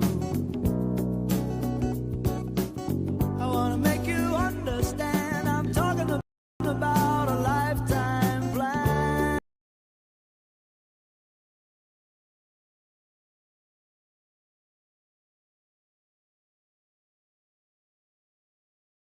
Rhythm to the brain. Death, taxes, Tanner Thomas, long balls. It is the Drake Toll Show. Westwood One Sports, the Westwood One Sports app. Addie Bates producing, Curtis Poindexter runs the board. Stop sign. Where's stop sign? Curtis, I just sent that to you. I emailed it to you, the audio. It is the first day of the rest of our lives. Last night, the Colorado Avalanche, shocking to no one, in 5 games, took down the Minnesota Wild. It was a wild game. Oh, hey, never heard that one before, have you? Minnesota up 3-0 at the end of the first period. 3-0 on the road in Denver.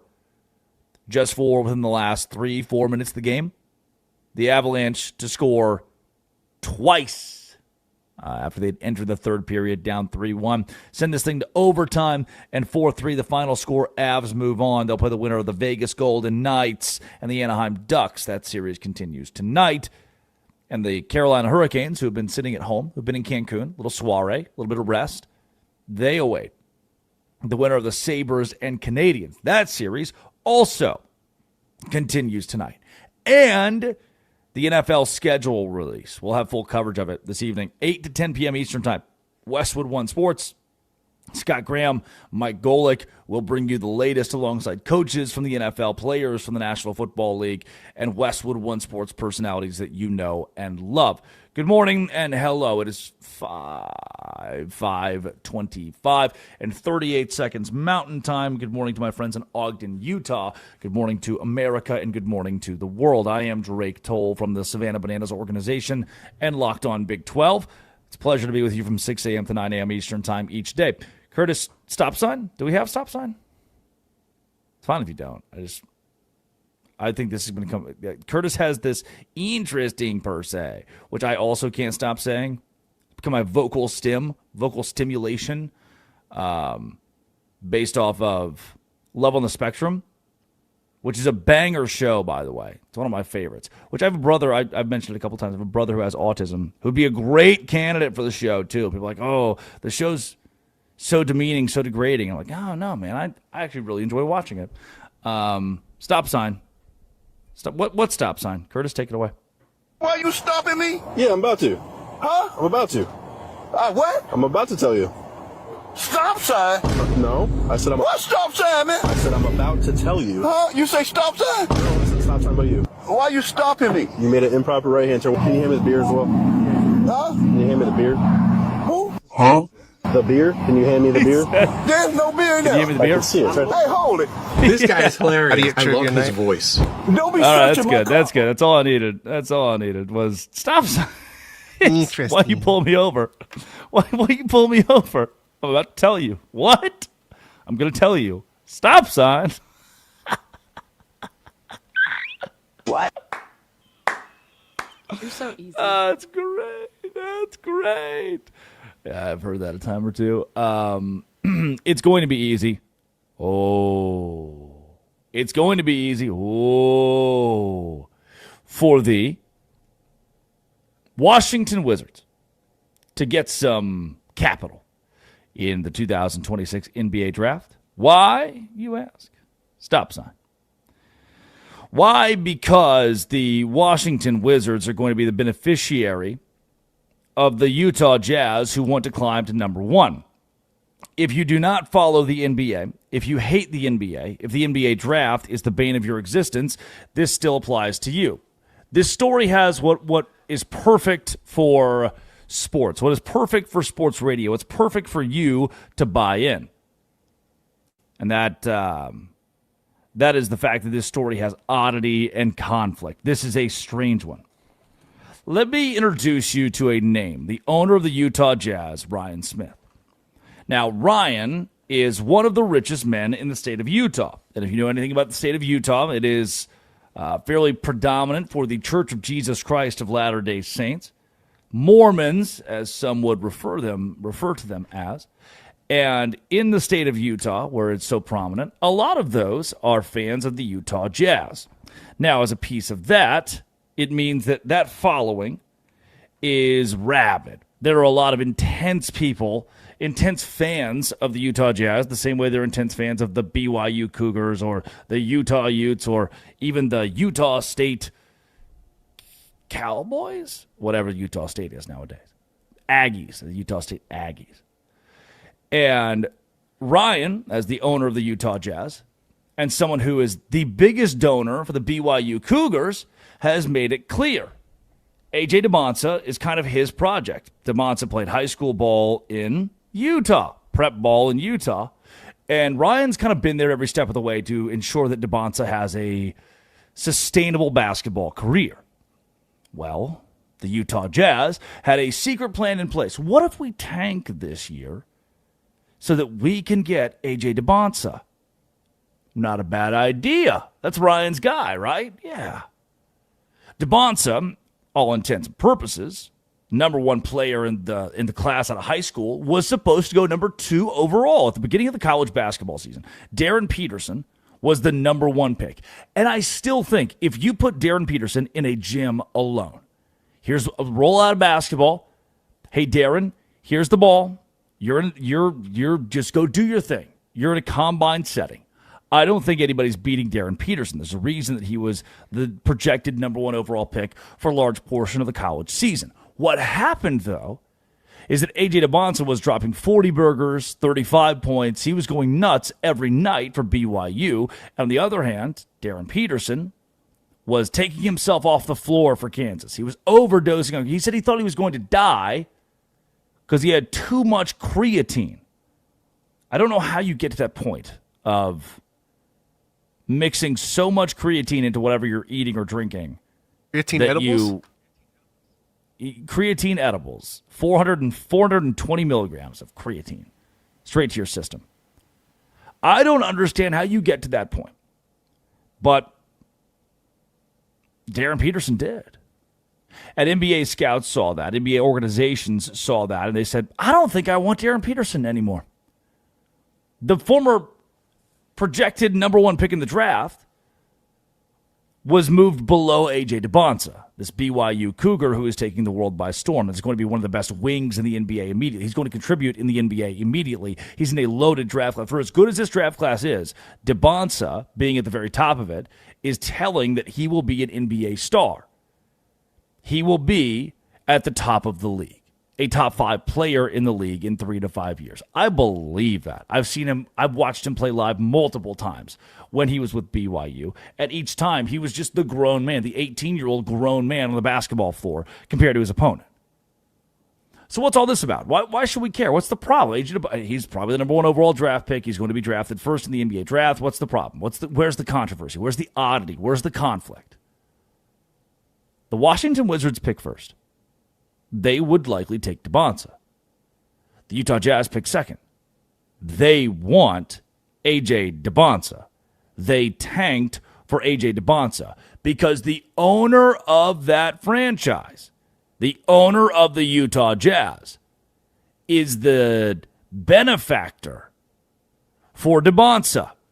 The NIL that got DeBonsa to BYU, the connection, the Kevin Young, the BYU head basketball coach who is the Suns' assistant, the Kevin Young connection all starts with the owner of the Utah Jazz. So who does he want? He wants A.J. DeBonsa. This is personal. And the Washington Wizards, they can get Cam Boozer. The Washington Wizards, they can get Darren Peterson and be happy and compete and have a great NBA player. If you grab either of those guys, you're getting you're winning. The top 3 draft picks in this NBA draft are all going to be great NBA players. But the AJ to the Jazz smoke has become a wildfire and given Washington leverage.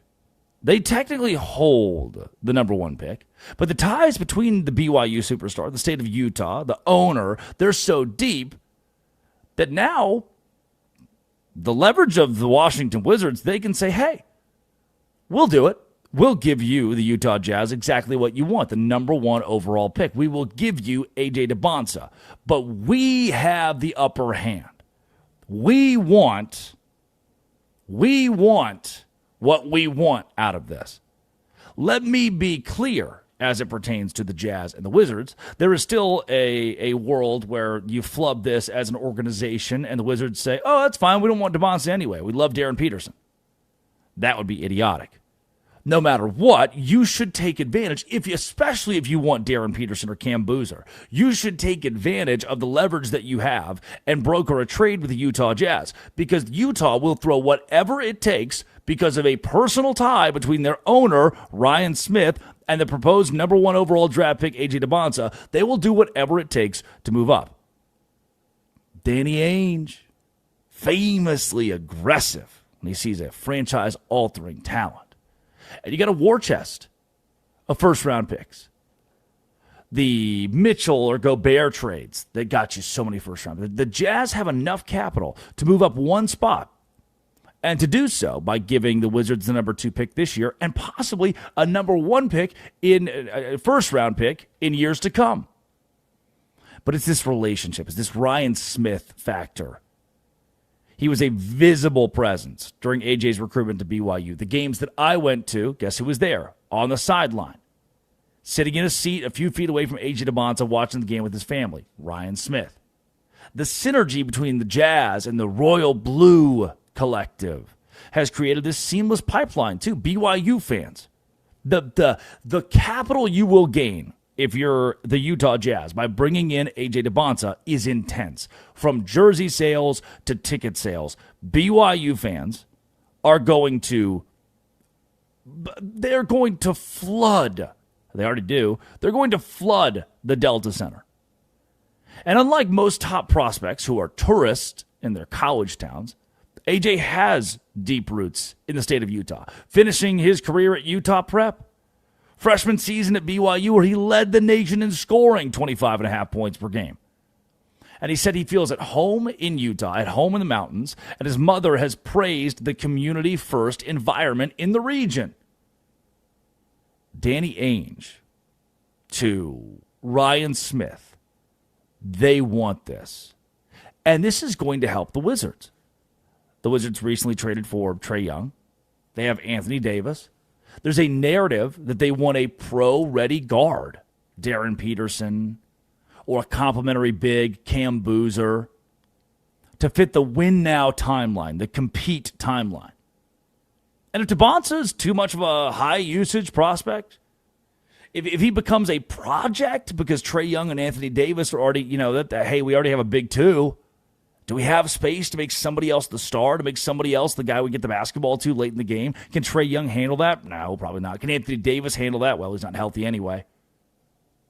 The Wizards don't need A.J. Tabonsa, but the Utah Jazz need the Washington Wizards. If you play your cards right, if you do this correctly, you will play into the pathos, the emotion of an owner of an NBA organization who really wants this one player. And you'll say, fine, you can have him. But at what cost? What do we get? And the Wizards will still get Cam Boozer. The Wizards will still get Darren Peterson, somebody with a big name, a game changer, an organization definer. And they'll win. Let me be clear. The Washington Wizards will not have the first overall pick in the 2026 NBA draft. And let me be even clearer. If by some chance that statement is false, if by some chance the Washington Wizards do have the number one overall pick in the 2026 NBA draft, that is a colossal organizational failure. Use your leverage, take a comparable player, and get even more out of it. The clock starts now for the Wizards. Coming up, let's take you back to last night. The Cleveland Cavaliers stunned the Detroit Pistons. Down by 9 with 2.5 minutes to go. Guess who won the game? The team that was down by 9 with 2.5 minutes to go. Let's take you through the highlights and hear from both coaches. This is Westwood One Sports and the Westwood One Sports app. This is the Drake Toll Show.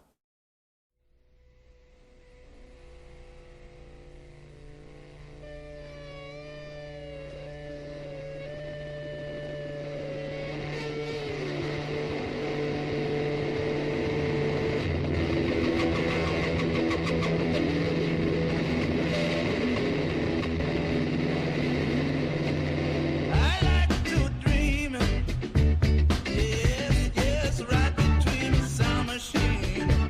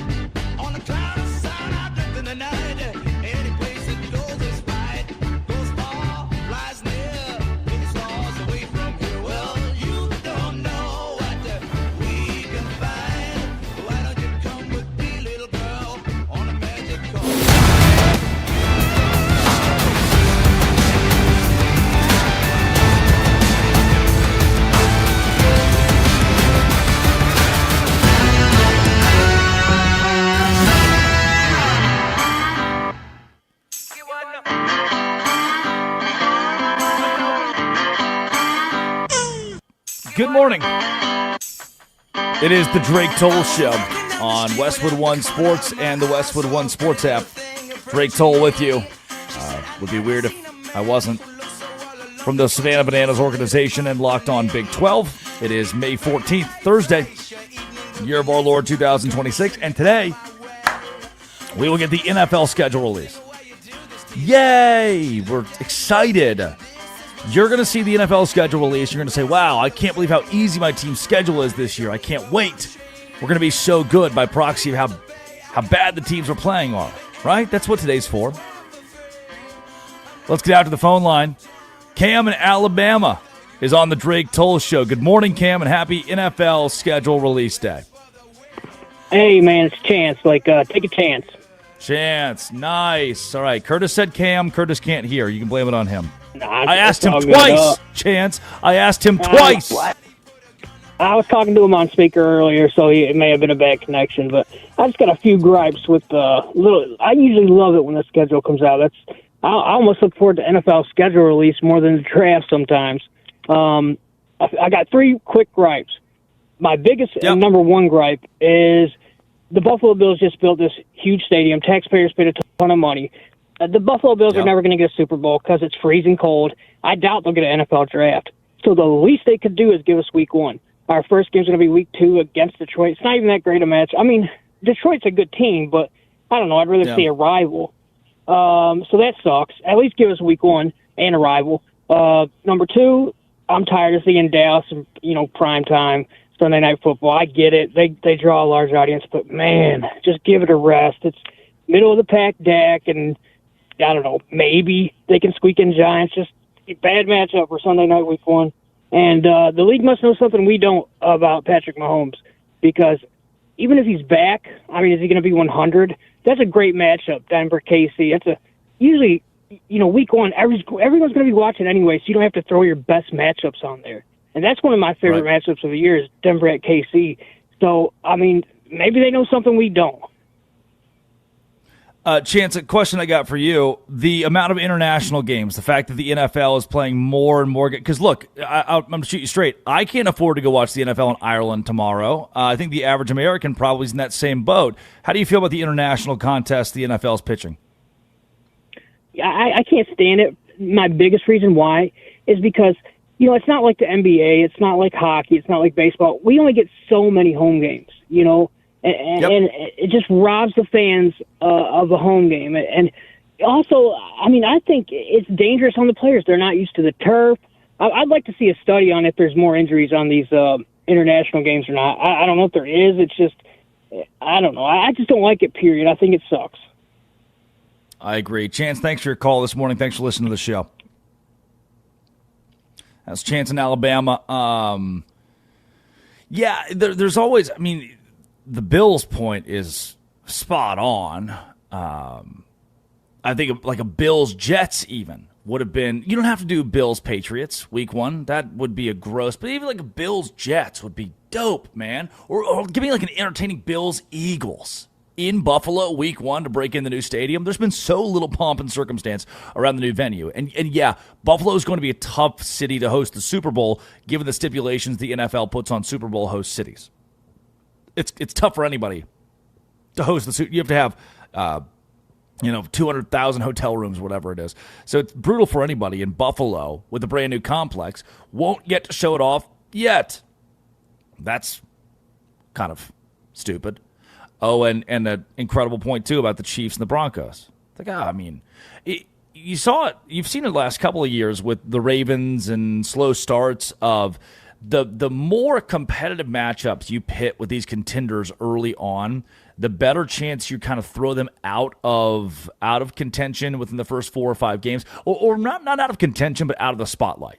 And if you get rid of Kansas City, or you get rid of Denver, or you get rid of Baltimore, if you take them out of the spotlight, that becomes a problem. You want those teams to be in the spotlight. It is NFL schedule release day tonight from 8 to 10 here on Westwood One Sports. We will give you the National Football League schedule. We'll break down the games, the matchups, the weeks that you need to hone in on in 2026, and we'll have special guest coaches players and names that you know from Westwood One, hosted by Scott Graham and Mike Golick. Again, Westwood One Sports right here on the Westwood One Sports app and on your radio from 8 p.m. to 10 p.m. Eastern Time after my good, close, and personal friend Jim Rome gets off the air. Let's go to the NBA last night, where the Detroit Pistons fell apart. Disappointment is the word that I used earlier. Disappointment is apropos. 117-113 final. Cavs over the Pistons. Detroit led the game by 9 points with 2.5 minutes to go. You would think the 1 seed at home could close it out. They could not.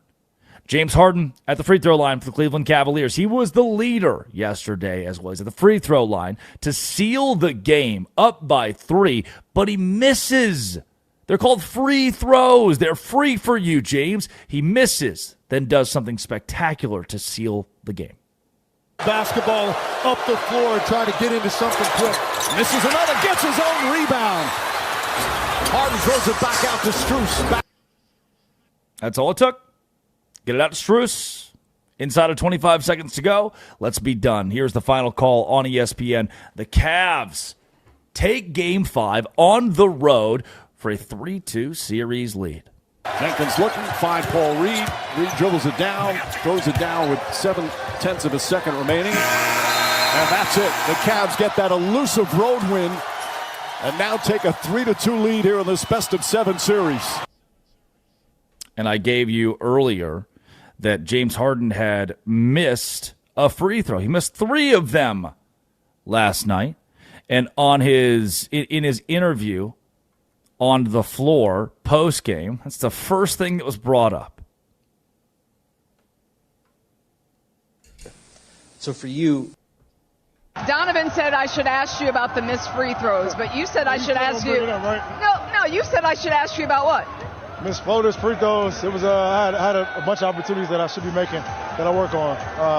They didn't go in, but I'm happy and proud of our team, how we played, man. It's serious. Good luck on Friday. Work on the free throws. All right, Lisa. You could hear Lisa say it very quietly in the background. Good luck on Friday. Good luck on free throws. The head coach of the Cleveland Cavaliers, Kenny Atkinson, talked about, I don't even want to call, because I don't see, and I have not seen this year, James Harden as the Cavs star. I also have not been complimentary of the Cavs. I've said a couple of times that I do not think they are contenders in 2026. I still don't. I don't think they'll get past the Knicks, but what a fun story it would be if they topple the wobbly, inconsistent Pistons. Kenny Atkinson on James Harden, who's getting better and better this postseason, becoming a star, and more importantly, becoming a leader. You know, those first 2 games for James here obviously didn't go well. Just what do you think has flipped for him these last few games, and especially tonight? I think we're getting the ball out of his hands a little bit, if that makes like where his, I don't know what his usage is tonight, but putting him down court a little, like you don't have to bring it up every single time against Thompson, and so just trying to get him off the ball a little more. You see Evans handling more with those inverted pick and rolls, so I think that's helped him. But I don't know. He never wavered. He has a bad game, good game. You can't even tell. So I think his mentality, he's seen so much, been through so many of these series. He's a heck of a leader. He's been through so many series, hasn't won a lot in them, but he's been in them. Meaningful playoff wins. Could this be the year that James Harden puts those under his belt? Here's Cade Cunningham in his postgame presser on the lack of offense of the Detroit Pistons, because once again, that was glaring when it mattered most.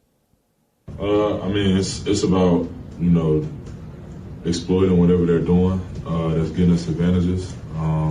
Ball's in my hand, I got to do, a good job of getting the ball to the open man and allowing the rest of the team to play 4-on-3 situations and stuff.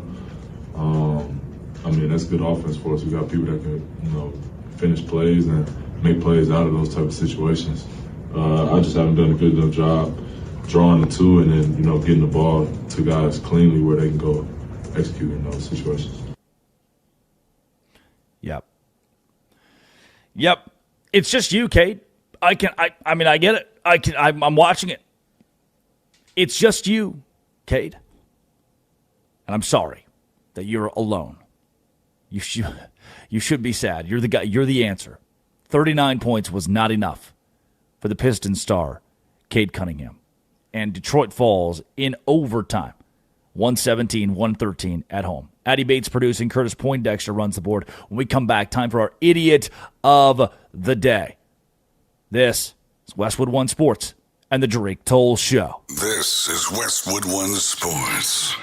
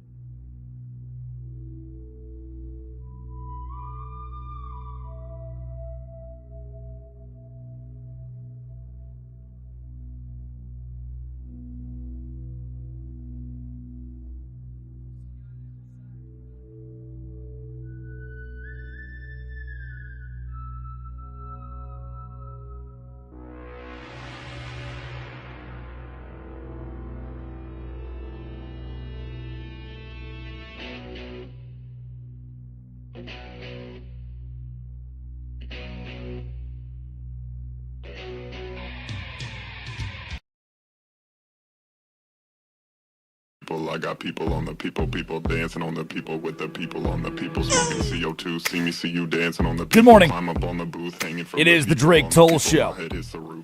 Westwood One Sports, the Westwood One Sports app. Good morning, Addie. Good morning. I am sorry for your trivia loss last night. It happens. It happens. But you know what? I tried my best. Can you at least give me the questions that you got incorrect, please? Yes. One of them was about a famous photographer who is known for taking black and white photos, landscape photos. Don Juan Ribeiro. Ansel Adams. Oh, no. Okay. The others? And then one was it was actually like a Family Feud kind of thing, and you had to guess the top 3 answers, and we did not guess. It was like, name something, the top 3 answers. Name something that like is like super exciting at first, but can get like tiring over time or boring over time. Big Gooner. Well, so that was number 1. We got that one. And then number 2, I forgot, but we got it. But the third one was it was clothing. We did not put clothing. Interesting person. So those were 2 of the ones that we got incorrect. And then the third one, I can't remember off the top of my head.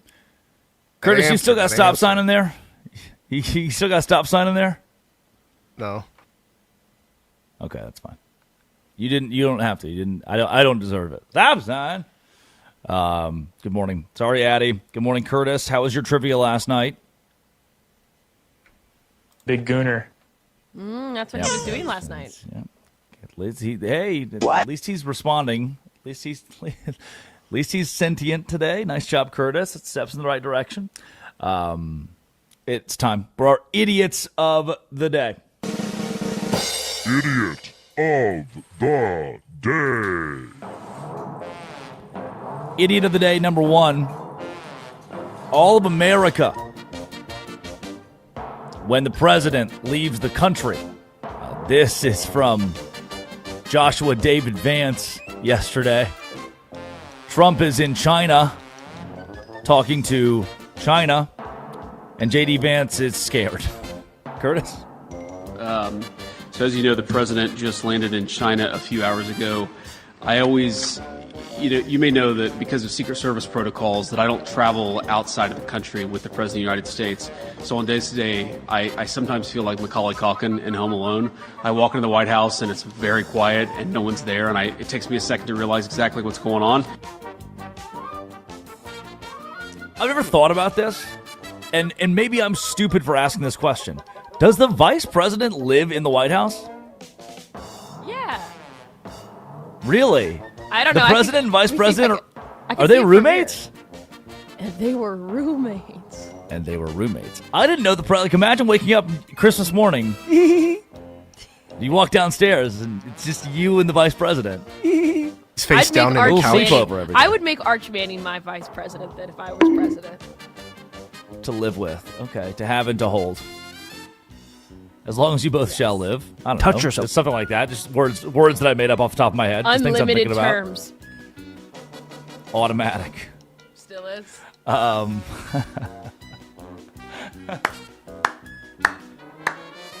saw great. It was a great Get Out, maybe? It was one of those Jordan Peele movies, and one of the quotes is the white guy, the black guy comes to the party, the white guy's like, I would have voted for Obama a third time. It's just great. Unlimited terms. Idiot of the day. Charles Barkley. But not overall. I like Chuck. I know Chuck's got a shtick. I know Chuck's, but don't ask Charles Barkley about the draft. Here is Chuck on ESPN. Here's in the upcoming draft, 1 or 2 or 3 guys do you see as sure things? Well, AJ is definitely, I think he's a sure thing. The guy who I'm most impressed with is Caleb Wilson from North Carolina. He's the only, AJ Dubinska is the only player I would take before Caleb Wilson. I mean, I think he's fantastic. He got hurt, unfortunately. But I think Caleb Wilson has the most upside in this draft. Dubinska. AJ DeBanger. Hardly know her. Tingus Pingus? And Caleb Warren. Who the F is Tingus Pingus? Happens to the best of us. Sometimes people mispronounce things. Kirch. Hubert. I've got a long list of what was Umpery? Umpery is one of my recent ones. It's become a favorite for me. Happens the best from Chuck. Don't ask him about the draft, though. I also, what a terrible take. Putting Caleb W. What is called Caleb W. Putting Caleb Wilson over, putting AJ DeBonds over Caleb Wilson makes sense, but I'd put Darren Peterson and Cam Boozer pretty clearly above him as well. Idiot of the day. Addie, do you want to explain this one? Willie Adames, last night, masterclass, base running masterclass. So let me set this up, too, before we play the highlight. So you have runners on first and second, 1 out, okay? Yep. Shohei Ohtani's still I pitching. have that. Okay. Yes, you do. So imagine runners on first and second, 1 out. So if someone hits a pop fly, what do you do then? I'm asking you first. Runners on first and second. 1 out. Somebody hits a pop fly. Pop fly to the warning track, deep left field. I'm tagging up and advancing at least the guy on second base. Okay, let's see if Willie Adames did that.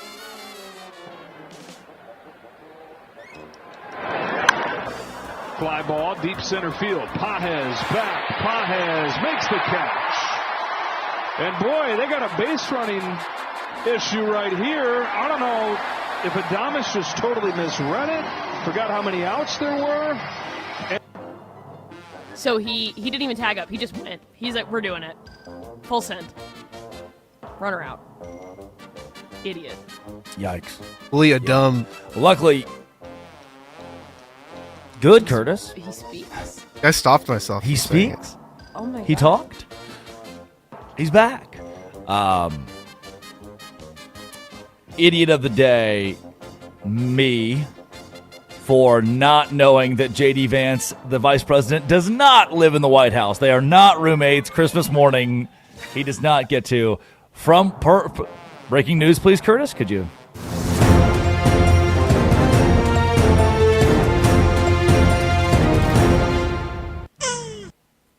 Per Adam Schefter, the vice president does not live in the White House. After a tiff with the president, he had to move out. They're not on speaking terms right now. That's a real turning Ryan point. McGuire. Oh. Ryan McGuire of Westwood One texted me and said, no, the VP lives here. Send his address. I just didn't know. I thought they were roommates. Where does he live? It would have been way cuter. Observatory Circle? I couldn't tell you where that is or what that is. I can see that. But I assume every vice president lives in the same house. Not together at once, but similar to a White House situation. It's funny. So like I said, I live right across the street from the Pentagon. So, of course, I can see all the beer trucks going there every single day, just see what's going on. They're bringing beer trucks to the Pentagon? Yeah, what else are they For doing? what? What else are they War? doing? Yeah. They're doing war in there. That's the only idiot. Taco Bell in the area, by the way, that serves Dr. Pepper, and it's the only Taco Bell I can't order from, so I'm actually really mad about that. Why can you not order from it? Because I don't have security clearance. I'm a radio producer. Oh. Idiot of the day, Notre Dame. Brett McMurphy tweets, how's Notre Dame and the ACC getting along now? Notre Dame, a source told On3, is the guy that walks in the house, opens the fridge, eats all the food, screws the wife, kicks the dog, doesn't pay the mortgage, and walks out without any skin in the game. And I think what it really does is it makes the ACC today's idiot of the day. Sounds like Notre Dame has a crazy life. The Atlantic Coast Conference is renting Notre Dame and giving the Fighting Irish, in every sport but football, a place to play, a home, a quasi-home. Notre Dame, the ACC basketball team, the ACC baseball team. But Notre Dame, whose football product is entirely separate. Their deal with NBC and Noah Eagle, and it's Notre Dame football on Saturday night. South Bend, Indiana, the Fighting Irish versus Marshall. the toughest game on their schedule. That is something completely separate of what the ACC has as far as a stronghold on the university. They don't have any stronghold. Notre Dame wins in this scenario. The ACC loses, and might I tell you, we are roughly 4 years away from the implosion of the Atlantic Coast Conference. 2030, 2031, as the grant of rights expires, and as the ACC's TV deal with ESPN is expiring, Florida State, Clemson are going to leave. Miami, North Carolina will follow suit, and the ACC has no shot of adding a Notre Dame. The Fighting Irish, given that the rules bend to their will for the college football playoff, will likely never join a conference. Why would they? TJ Pittenger of College Football Addiction will join the show momentarily. We'll get deeper into that. Idiot of the Day, Iowa football. How about this from College Sports Only? Matt Fortuna tweets, longtime NFL coach Tom Moore has joined Iowa's staff as a senior consultant to the head coach and offensive advisor. College Sports Only retweets with, hiring an 87-year-old to update your offense is the most Iowa thing ever. Isn't that what we do with politicians? Don't we just hire an 87-year-old to update the United States of America's offense? Addie, you live in the Pentagon, you know. I do live in the Pentagon. Yes, no. So you just get the oldest person you can find and then give them a very important position because obviously they have to know things. They have to. They're old. It came in so fast and so hard. Exactly. They know the difference between C and C. We do not. I think the government is an allegory for Iowa football offense, for the Iowa football offense. And I'm sticking to it. And our final idiot of the day, Stephon Diggs, if he goes to Atlanta. From ATL Sports Zone, rumor, the Atlanta Falcons could potentially be linked to Stephon Diggs. Diggs would be a major addition to Atlanta's wide receiver room. He also has ties to Kevin Stefanski from their time in Minnesota and is known as a reliable target for young QBs. Elgin Barrett, Eugene Smith III retweets, not going to lie, Atlanta is the last place he needs to be, and this has nothing to do with football. I'm not sure if A-Town could handle Stephon Diggs, Magic City Night, the Claremont Lounge, the tendency for those in Atlanta to drive fast and take their very nice cars and crash them. Wasn't it? It was the rookie, the Atlanta rookie, that just did the run away from the cops and get arrested. Kid with like 10 sacks this year. That's not funny, but also, come on. Stephon Diggs will play in the NFL next year. 1,000-yard receiver, by the way. 4 touchdowns with 1,000-yard receiver. He put up Julio Jones numbers this year. You ever look at Julio Jones? That's why he needs to be in Atlanta. Yep. Putting the pieces together. We're connecting dots here. You ever look at Julio Jones' career stats? He was great at catching the football. Just very bad at catching it in the end zone or taking the football to the end zone. Just didn't want to do. And so it lends to the question, and this is an aside, but you know what? Honestly, in the same category as Stephon Diggs, who would you not let date your daughter? In the same category as Stephon Diggs, Antonio Brown. AB, remember him? The crazy guy? R.I.P. Someone asked me probably a year ago, and I've thought about this every day since. Who's a better wide receiver career-wise? Who would you rather have? Antonio Brown or Julio Jones? I was like, that's a stupid question. Easy. Julio Jones. Then I looked at the stats. And brother? Right on brother? Antonio Brown had a damn good NFL career before, Yes. He went insane. Yes, that's known.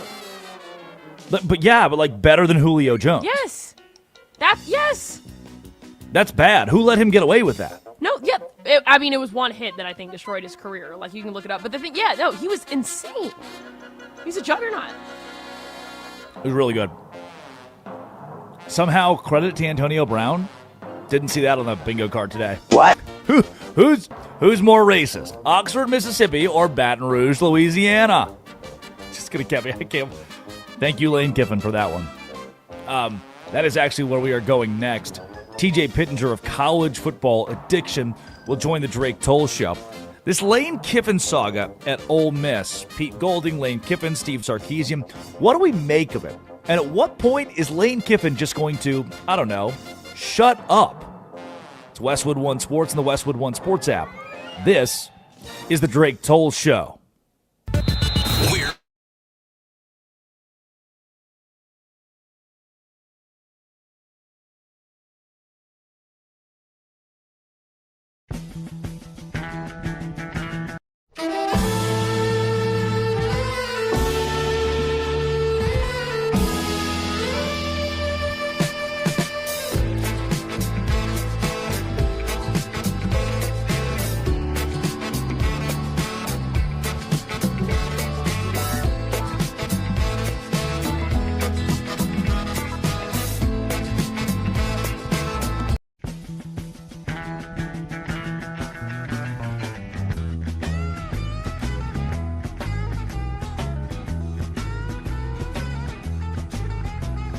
Trucking, got my chips cashed in, keep trucking, like the Doodah Man, together, more or less in line, just keep trucking on.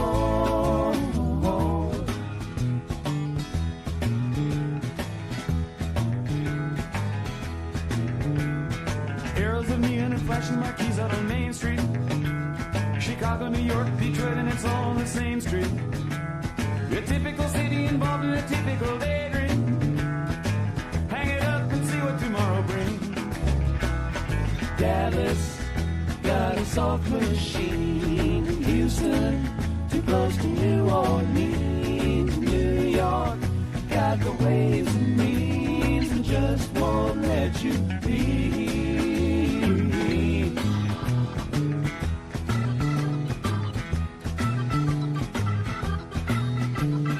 Most of the cats that you meet on the street speak of true love. Most of the time they're sitting and crying at home. One of these days they know they gotta get going. Out of the door and down to the street all alone. Trucking like the Doodah Man once told me, you got to pay your hand. Sometimes the cards ain't worth a dime if you don't lay them down.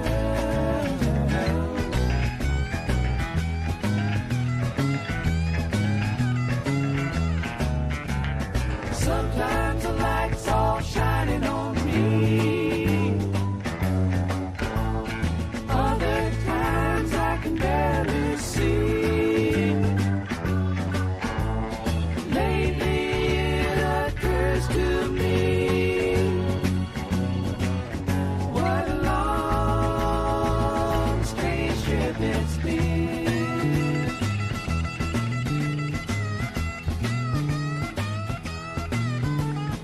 What in the world ever became of Sweet Jane? She lost her sparkle, you know she isn't the same. Living on Reds, vitamin C, and cocaine. All a friend can say is ain't it a shame? Trucking up the Buffalo, been thinking you got to mellow slow. It takes time to pick a place to go and just keep trucking on.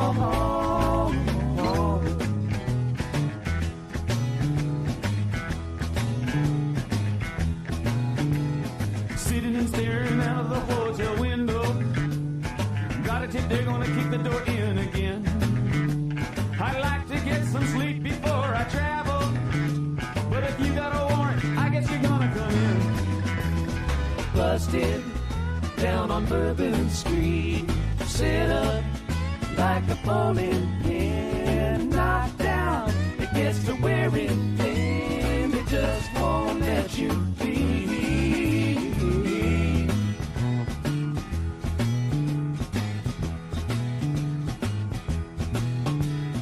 You're sick of hanging around and you like to travel. Get tired of traveling, you wanna settle down. I guess I can't revoke your soul for trying. Get out of the door, light out and look all around. Sometimes the light's all shining on me. Others barely see. Lately it occurs to me, what a long, strange trip it's been.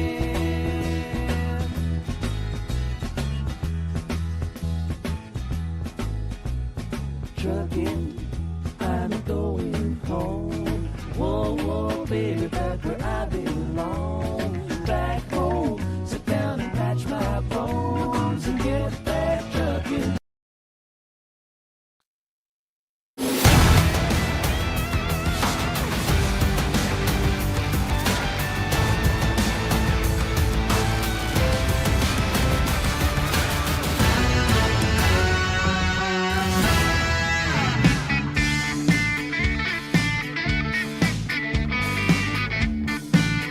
Good morning. It is the Drake Toll Show on Westwood One Sports and the Westwood One Sports app. To our 300 affiliates across the country, to what do we owe the honor of waking up today and having yet again Lane Kiffin drama, except this time it goes deeper than the Snapchats. It goes deeper than the co-eds. It goes deeper than divorce or, oh, what school will he coach at next? It's his chapter to write in his own personal book. No, this time Lane Kiffin has dragged in his old ball team, the Ole Miss Rebels. Even Steve Sarkisian getting in on the action, making fun of Ole Miss. Drake Toll with you from the Savannah Bananas organization and Locked On Big 12. Addie Bates producing. Curtis Poindexter runs the board. Now from College Football Addiction, joining the program, TJ Pittenger. And TJ, Lane Kiffin and the latest installment of Which Town is More Racist, Baton Rouge or Oxford? What do you make of the last 72 hours of Lane Kiffin, Pete Golding, Steve Sarkisian, and high school drama? You know, I think with Lane, and I appreciate you having me on, I think with Lane, he's just got the biggest main character energy of anyone in college football right now. And if there's no news or no story or nothing, you know, I mean, it's May. It's the middle of May, Drake. Yeah. We live and breathe college football, and you and I talk about it every single day on different platforms. But there's no real reason for massive news in college football in May. You know, that's just, it's usually, if there is, it's some kind of controversy or, a quarterback checking into gambling addiction or a big recruit maybe. But it's May, man, and Lane Kiffin can't sit still. He's got to have the attention on him. He's got to have the focus on him. And it just is par for the course. You would never hear this from anyone else. Nobody else would ever pit two southern cities against each other and play the game of who is more racist. I hate to say this, but it's the Deep South. I'm sure both cities have questionable pasts. And so just playing that game is hilarious, and it's very on brand for the guy that we're talking about. It is super Lane Kiffin to do so. And I think Pete Golding, TJ, from my perspective, when Golding took over, it was this underdog story. He wins the playoff game against Georgia in spite of Lane Kiffin leaving, and it felt like America was behind Pete Golding. But the deeper we get into this saga, the stranger Golding seems. He's kind of become this anti-character in the story. What is the perception of Pete Golding as the head coach of the Ole Miss Rebels? Well, I just think there's so much drama about everything that happens with Ole Miss, whether it's the tampering stuff with the Clemson linebacker that transferred over, or it's trying to get Trinidad another year, which I don't think there's anything inherently wrong with that. I mean, everybody would try and get an extra year for their best player, or the shots back and forth with Lane Kiffin. I think that all of it is just, we like drama on Saturdays, and I guess to a degree, we talk about college football, and we kind of like the drama in the off season. But if you're a fan of this team, you're like, man, can we just shut up and play ball? Is this really necessary for us to operate like this? And so, every layer that gets peeled back, it's just like fans have to be pulling their hair out with, man, I just want to win games. I just want to walk out of Oxford or Baton Rouge or Tallahassee or wherever the heck we are. I just want to walk out of the stadium on Saturdays in a good mood. I don't need the drama that comes with it the other 9 or 10 months of the season. TJ, you talk about winning games. Now, whether you win games or lose games, you're probably going to the college football playoff if your brand is big enough. And again, TJ Pittenger joining the Drake Toll Show at TJ_Pittenger on social media from College Football Addiction. We're creating the College Football Invitational. 24 teams in a new proposed playoff format. I think it does benefit the smaller conferences like the ACC or the Big 12, but it's just going to be the Big 10 and the SEC playing each other in the postseason every year. Is 24 too many? I think it is. We were sold this illusion of 12 teams being good for the sport because now everybody will have a chance. What we've done, though, is most years the ACC gets one bid, and most years the Big 12 gets one bid. And I think you're going to get more of those teams in a 2014 playoff, especially if you do auto bids. What we're really doing is we're creating more mulligans for the Texas team that goes 9-3, or the Tennessee team that goes 8-4, or the Iowa team that goes 8-4.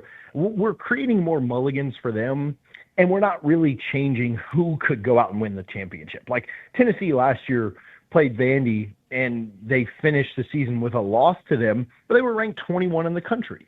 They didn't beat a team that with a winning record last season, and that's no shot at Tennessee because they've done a great job under Heupel, and I'm not trying to call them out.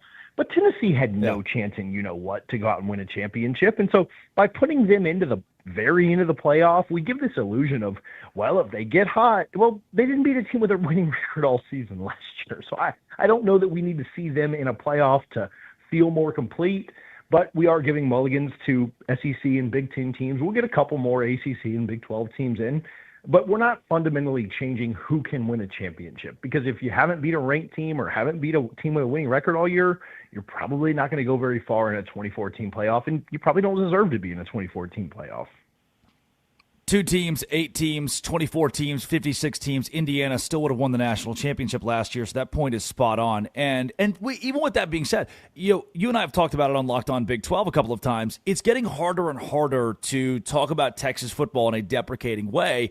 And last year, I think if Texas gets in, they can probably beat half of the field in a playoff format because of the talent on that roster. And again, you and I have talked about how that Texas team has gotten more formidable over the years under Steve Sarkisian. With that note in mind, what is the perfect number? Because Texas could have been a contender but didn't have a shot. What's the perfect number to put us at?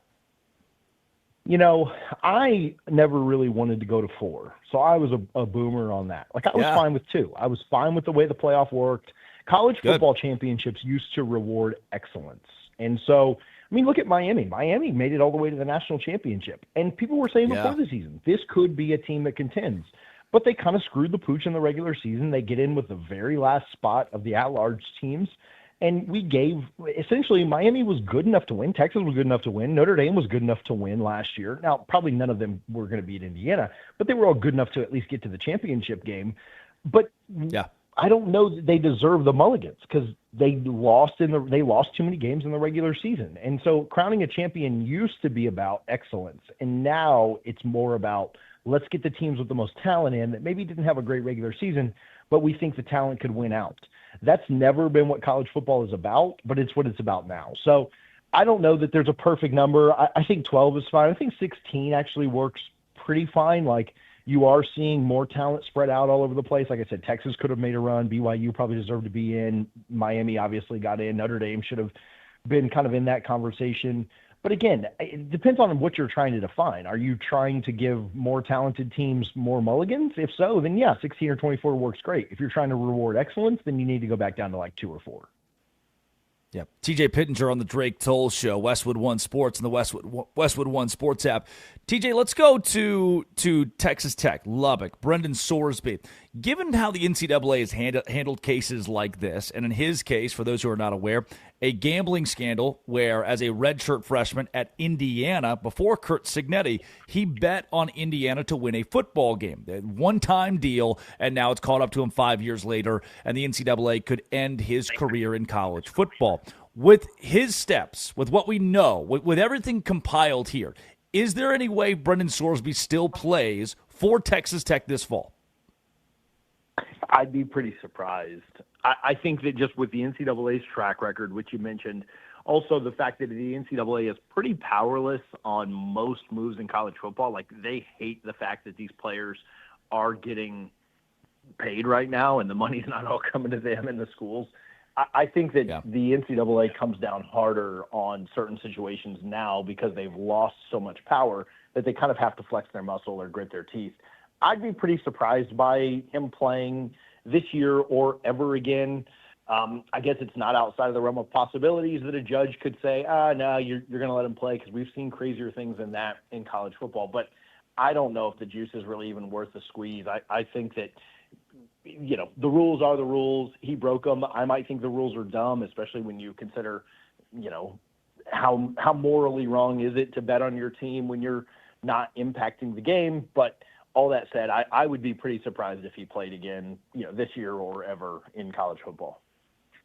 Yeah, at the very least, let the kids bet on the Kentucky Derby. Let them bet on the NBA Defensive Player of the Year, things they have nothing to do with. Open that up to college athletes. I don't think that's going to affect the way they play. TJ, last thing I got for you. I know you're a Florida State guy, Tallahassee area. Dave Aranda is going to lose his job. Luke Fickell is going to lose his job. Mike Loxley at Maryland, the same. But is there any seat hotter than Mike Norvell at Florida State? When does enough become enough? Hopefully this year. Now, I will say I'm not cheering for them to lose, and if they could win enough games to save his job, which, again, that might be part of the next question is how many wins is enough? Well, probably not enough to make Florida State fans happy. But, yeah, I think first and foremost, you'd love to win 9 or 10 games.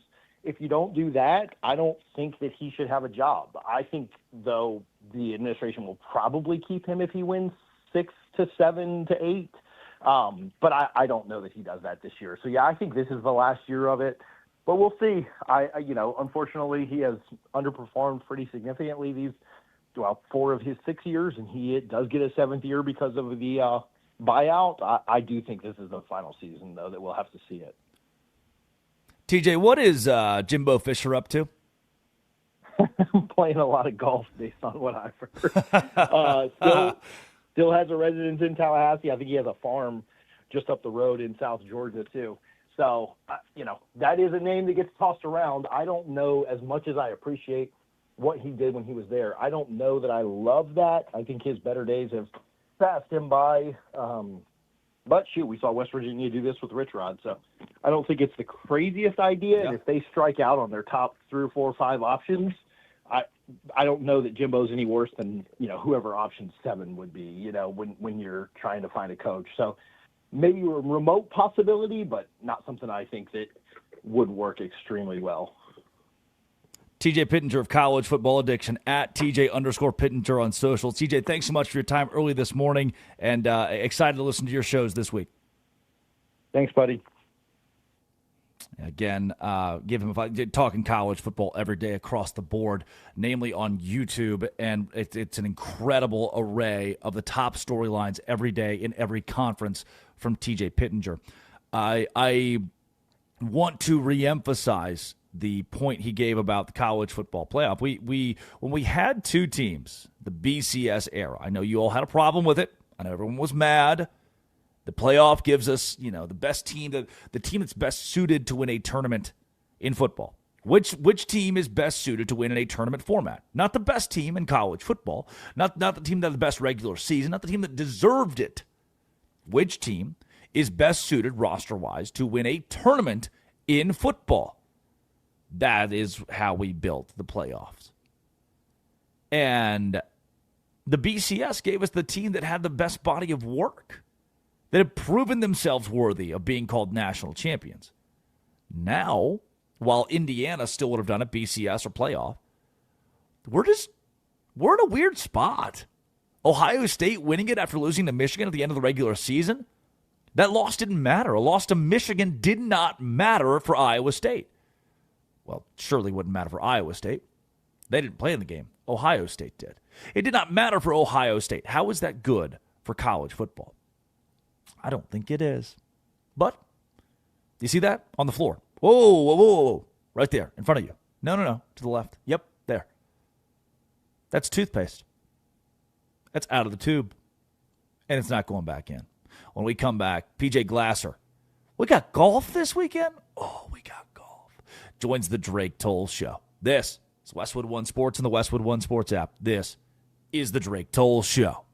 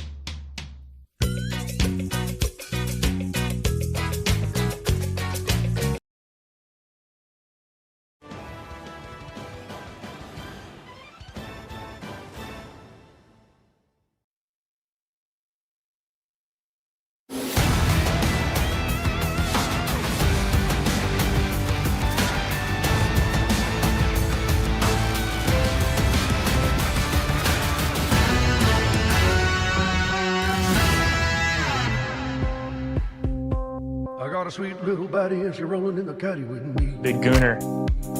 It is the Drake Toll Show. Westwood One Sports and the Westwood One Sports app. Good morning. Drake Toll with you from the Savannah Bananas organization. Locked on Big 12, 6 a.m. to 9 a.m. every day right here, though, on the Drake Toll Show with Westwood One Sports. And now, joining the program, PJ Glasser, host for Game Day Garage, Westwood One Sports, PJ Glasser. And PJ, there's one thing, a pressing question. I woke up in a cold sweat, 3:03 a.m. Either it was the Miller Lights that I had last night or it was the pressing question in my brain, probably a little bit of both. And that question, is Rory McIlroy the best golfer alive right now, not named PJ Glasser? Yeah, there you go. I appreciate you adding that at the end. I don't think he is the best, Drake. I think he's the most talented. I still think Scotty is the best. The odds reflect that. Before the PGA Championship started this morning, Scotty was about plus 350 at most sports books to win the PGA, while Rory was about like plus 800, plus 900. So the odds makers are still telling you that Scotty is the best golfer on the planet. He's still world number one. With that being said, I do think Rory is the most talented because of his combination of how far he can drive the ball. Nobody can match Rory off the tee outside of maybe Bryson. And then he's a very good putter. When his irons are dialed in, he's really tough to beat. So those two are definitely the best, Drake. But I would say Scotty is still the best, and Rory is the most talented. PJ Glasser joining the Drake Toll Show at PJ Glasser9 on socials. Sticking with golf, the 108th PGA Championship, as you mentioned, is off. We're off today, and where do you lean? That given what you just told me about Scotty still being, I mean, he is the odds favorite every weekend, and he's Scotty, and then there's Bryson, and then where do you lean in the PGA Championship as far as the hottest golfer right now to take this tournament?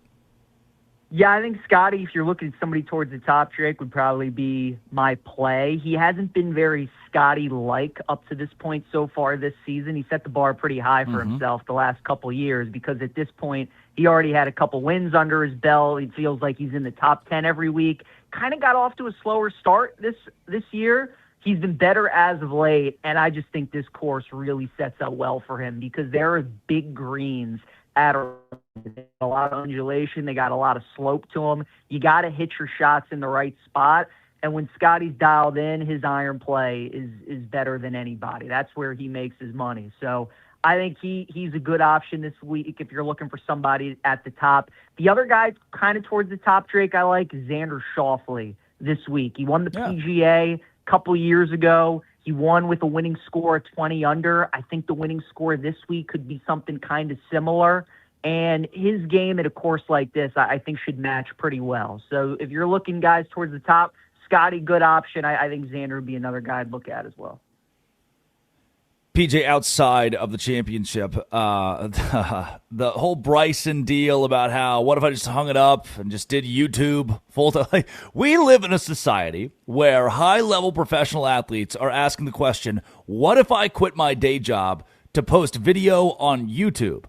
What do you make of Bryson's rhetoric and what he is for the game of golf? Are we just looking at golf's version of Trevor Bauer? Yeah, that's pretty good, Drake. We could be. I mean, look, if there's somebody that could get away with it and just become a full-time content creator with his Break 50 YouTube channel and having all these celebrities, it is Bryson. He is as popular as it gets when he goes to these golf tournaments, Drake. I was actually at the Live Golf event this past week. It was in the Virginia area, and he was the most popular guy there. I was at the U.S. Open last year. He was one of the most popular guys there. We all know he's one of the most popular golfers in the world. He's got a great Rolodex. He's got great connections, and he just enjoys it. He leans into it every time he's teeing it up for a major championship. He plays either 9 or 18 holes. He records it. He gives you behind-the-scenes access. So he is all the way in. And I think at this point, he has no interest to go back to the PGA Tour. So if Liv folds and, they don't have that anymore, I think he would absolutely lean into the content creator role and just try and be a YouTube golfer full time. PJ, appreciate you being on this early in the morning. Couple more for you. Let's jump to the NBA, where you have expertise as well. The Detroit Pistons are up 9 with 2.5 minutes to go, and America's turning their TVs off. The game should be over. The 1 seed is up by nearly double digits to close the game out. Instead, overtime, James Harden wins a meaningful playoff game and can now take the series with the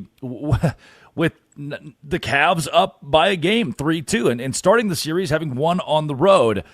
Is Detroit's season done? Are the Pistons in any shot at their title hopes? Are they all dashed? I think it's going to be tough. They've struggled on the road this postseason. The only game that they've won away from home was that Game 6 against Orlando, where they were down 24 late in the second quarter and had to rally all the way back to beat the Magic, who scored 15 points in the second half. They're 0-2 on the road this series.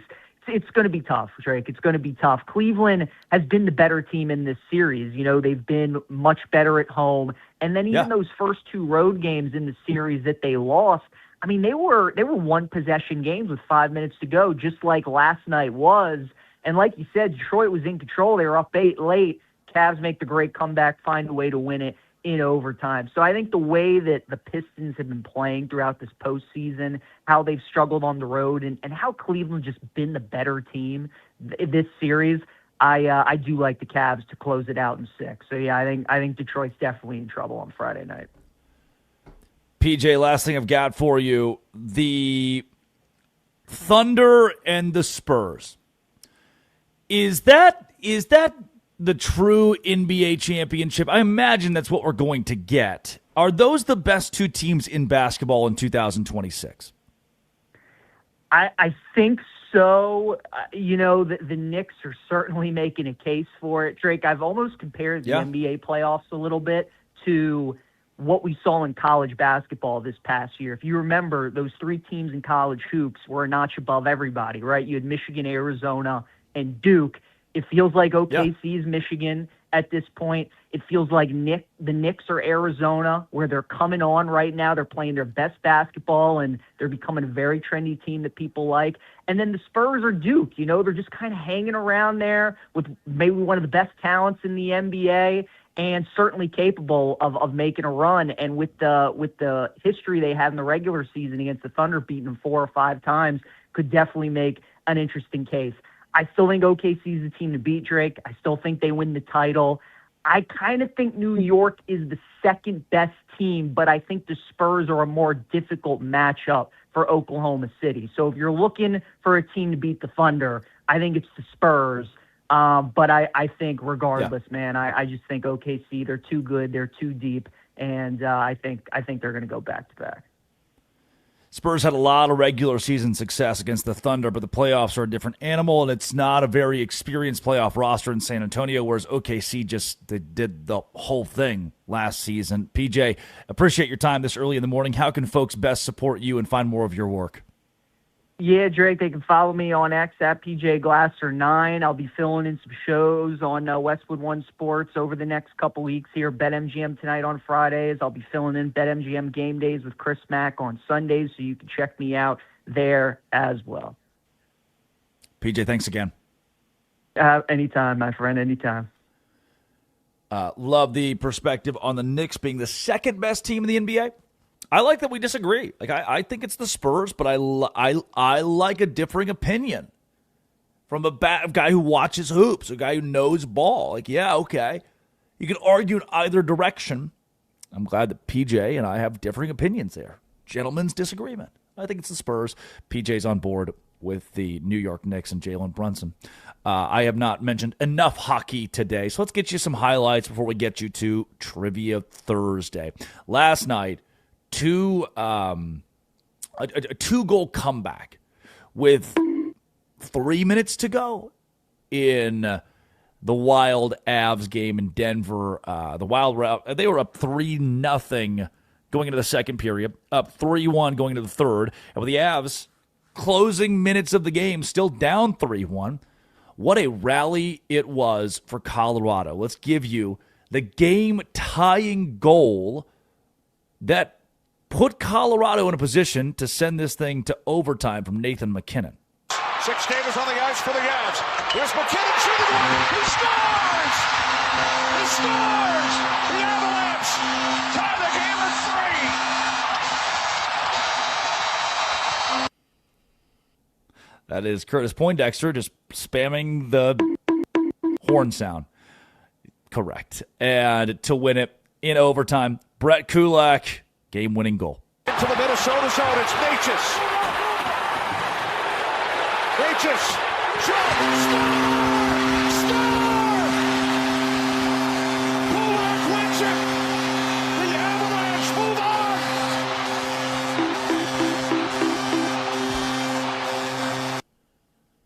That is how it sounded on TNT last night. The Avs move on. They'll play the Hurricanes in the NHL final. Oh, not yet, but they will in a week's time. Addie Bates produces. Curtis Poindexter runs the board. It's time for Trivia Thursday. Me versus Curtis. Curtis, I'm going to kick your ass. Whoa. Okay. Curtis, what's the first category? History. Alrighty, guys. Okay, you ready? According to a Greek myth, what did Prometheus steal to give to humans? I don't know. Bones. Curtis, do you want to guess? No, I have no idea. Okay, fire. Fire was the answer, guys. Okay, next. What the hell history is that? Did it happen? That's not a real thing. That's not history. Music. That's fake. Music. Which Brit song does the line, because maybe you're going to be the one that saves me? Wonderwall. Whoa, okay, whoa. Curtis, that's correct. Drake, you suck. Science. Science! How many pairs of wings does a bee have? One, Drake. 2. It's two. Yeah, but Curtis got it there's before 4 of them, you. but it's 2 pairs. Okay, Curtis finished first. Random. Not always. Random. What American city did Edgar Allan Poe consider to be his home? Compton. Harlem. Baltimore. Movies. West Palm Beach. Tupelo, Mississippi. What item is in every... Oxford, Mississippi. What item is in every Fight Club scene? It's a Starbucks cup. Get wrecked. Drake, you're a loser. Interesting. So what were you going to do Interesting. in the game? What did you say you were going to do earlier? Interesting. Whoa, you we got your done? ass Is kicked. it over? Is Yeah, that wraps? you lost. It's over. Baby, you lost. Random. You lost. Well, maybe I won in the game of life. I don't have a perm. I'm so. too sick. I can't do the show tomorrow. Somebody call Chris Mack. Curtis Poindexter runs the board for today, at least. Addie Bates produces. To Armin Williams, Ryan McGuire, Colin Jones, and Bruce Gilbert, thanks for a job. Coming up, You Better You Bet. This has been, always will be, love ya, The Drake Toll Show. This is Westwood One Sports.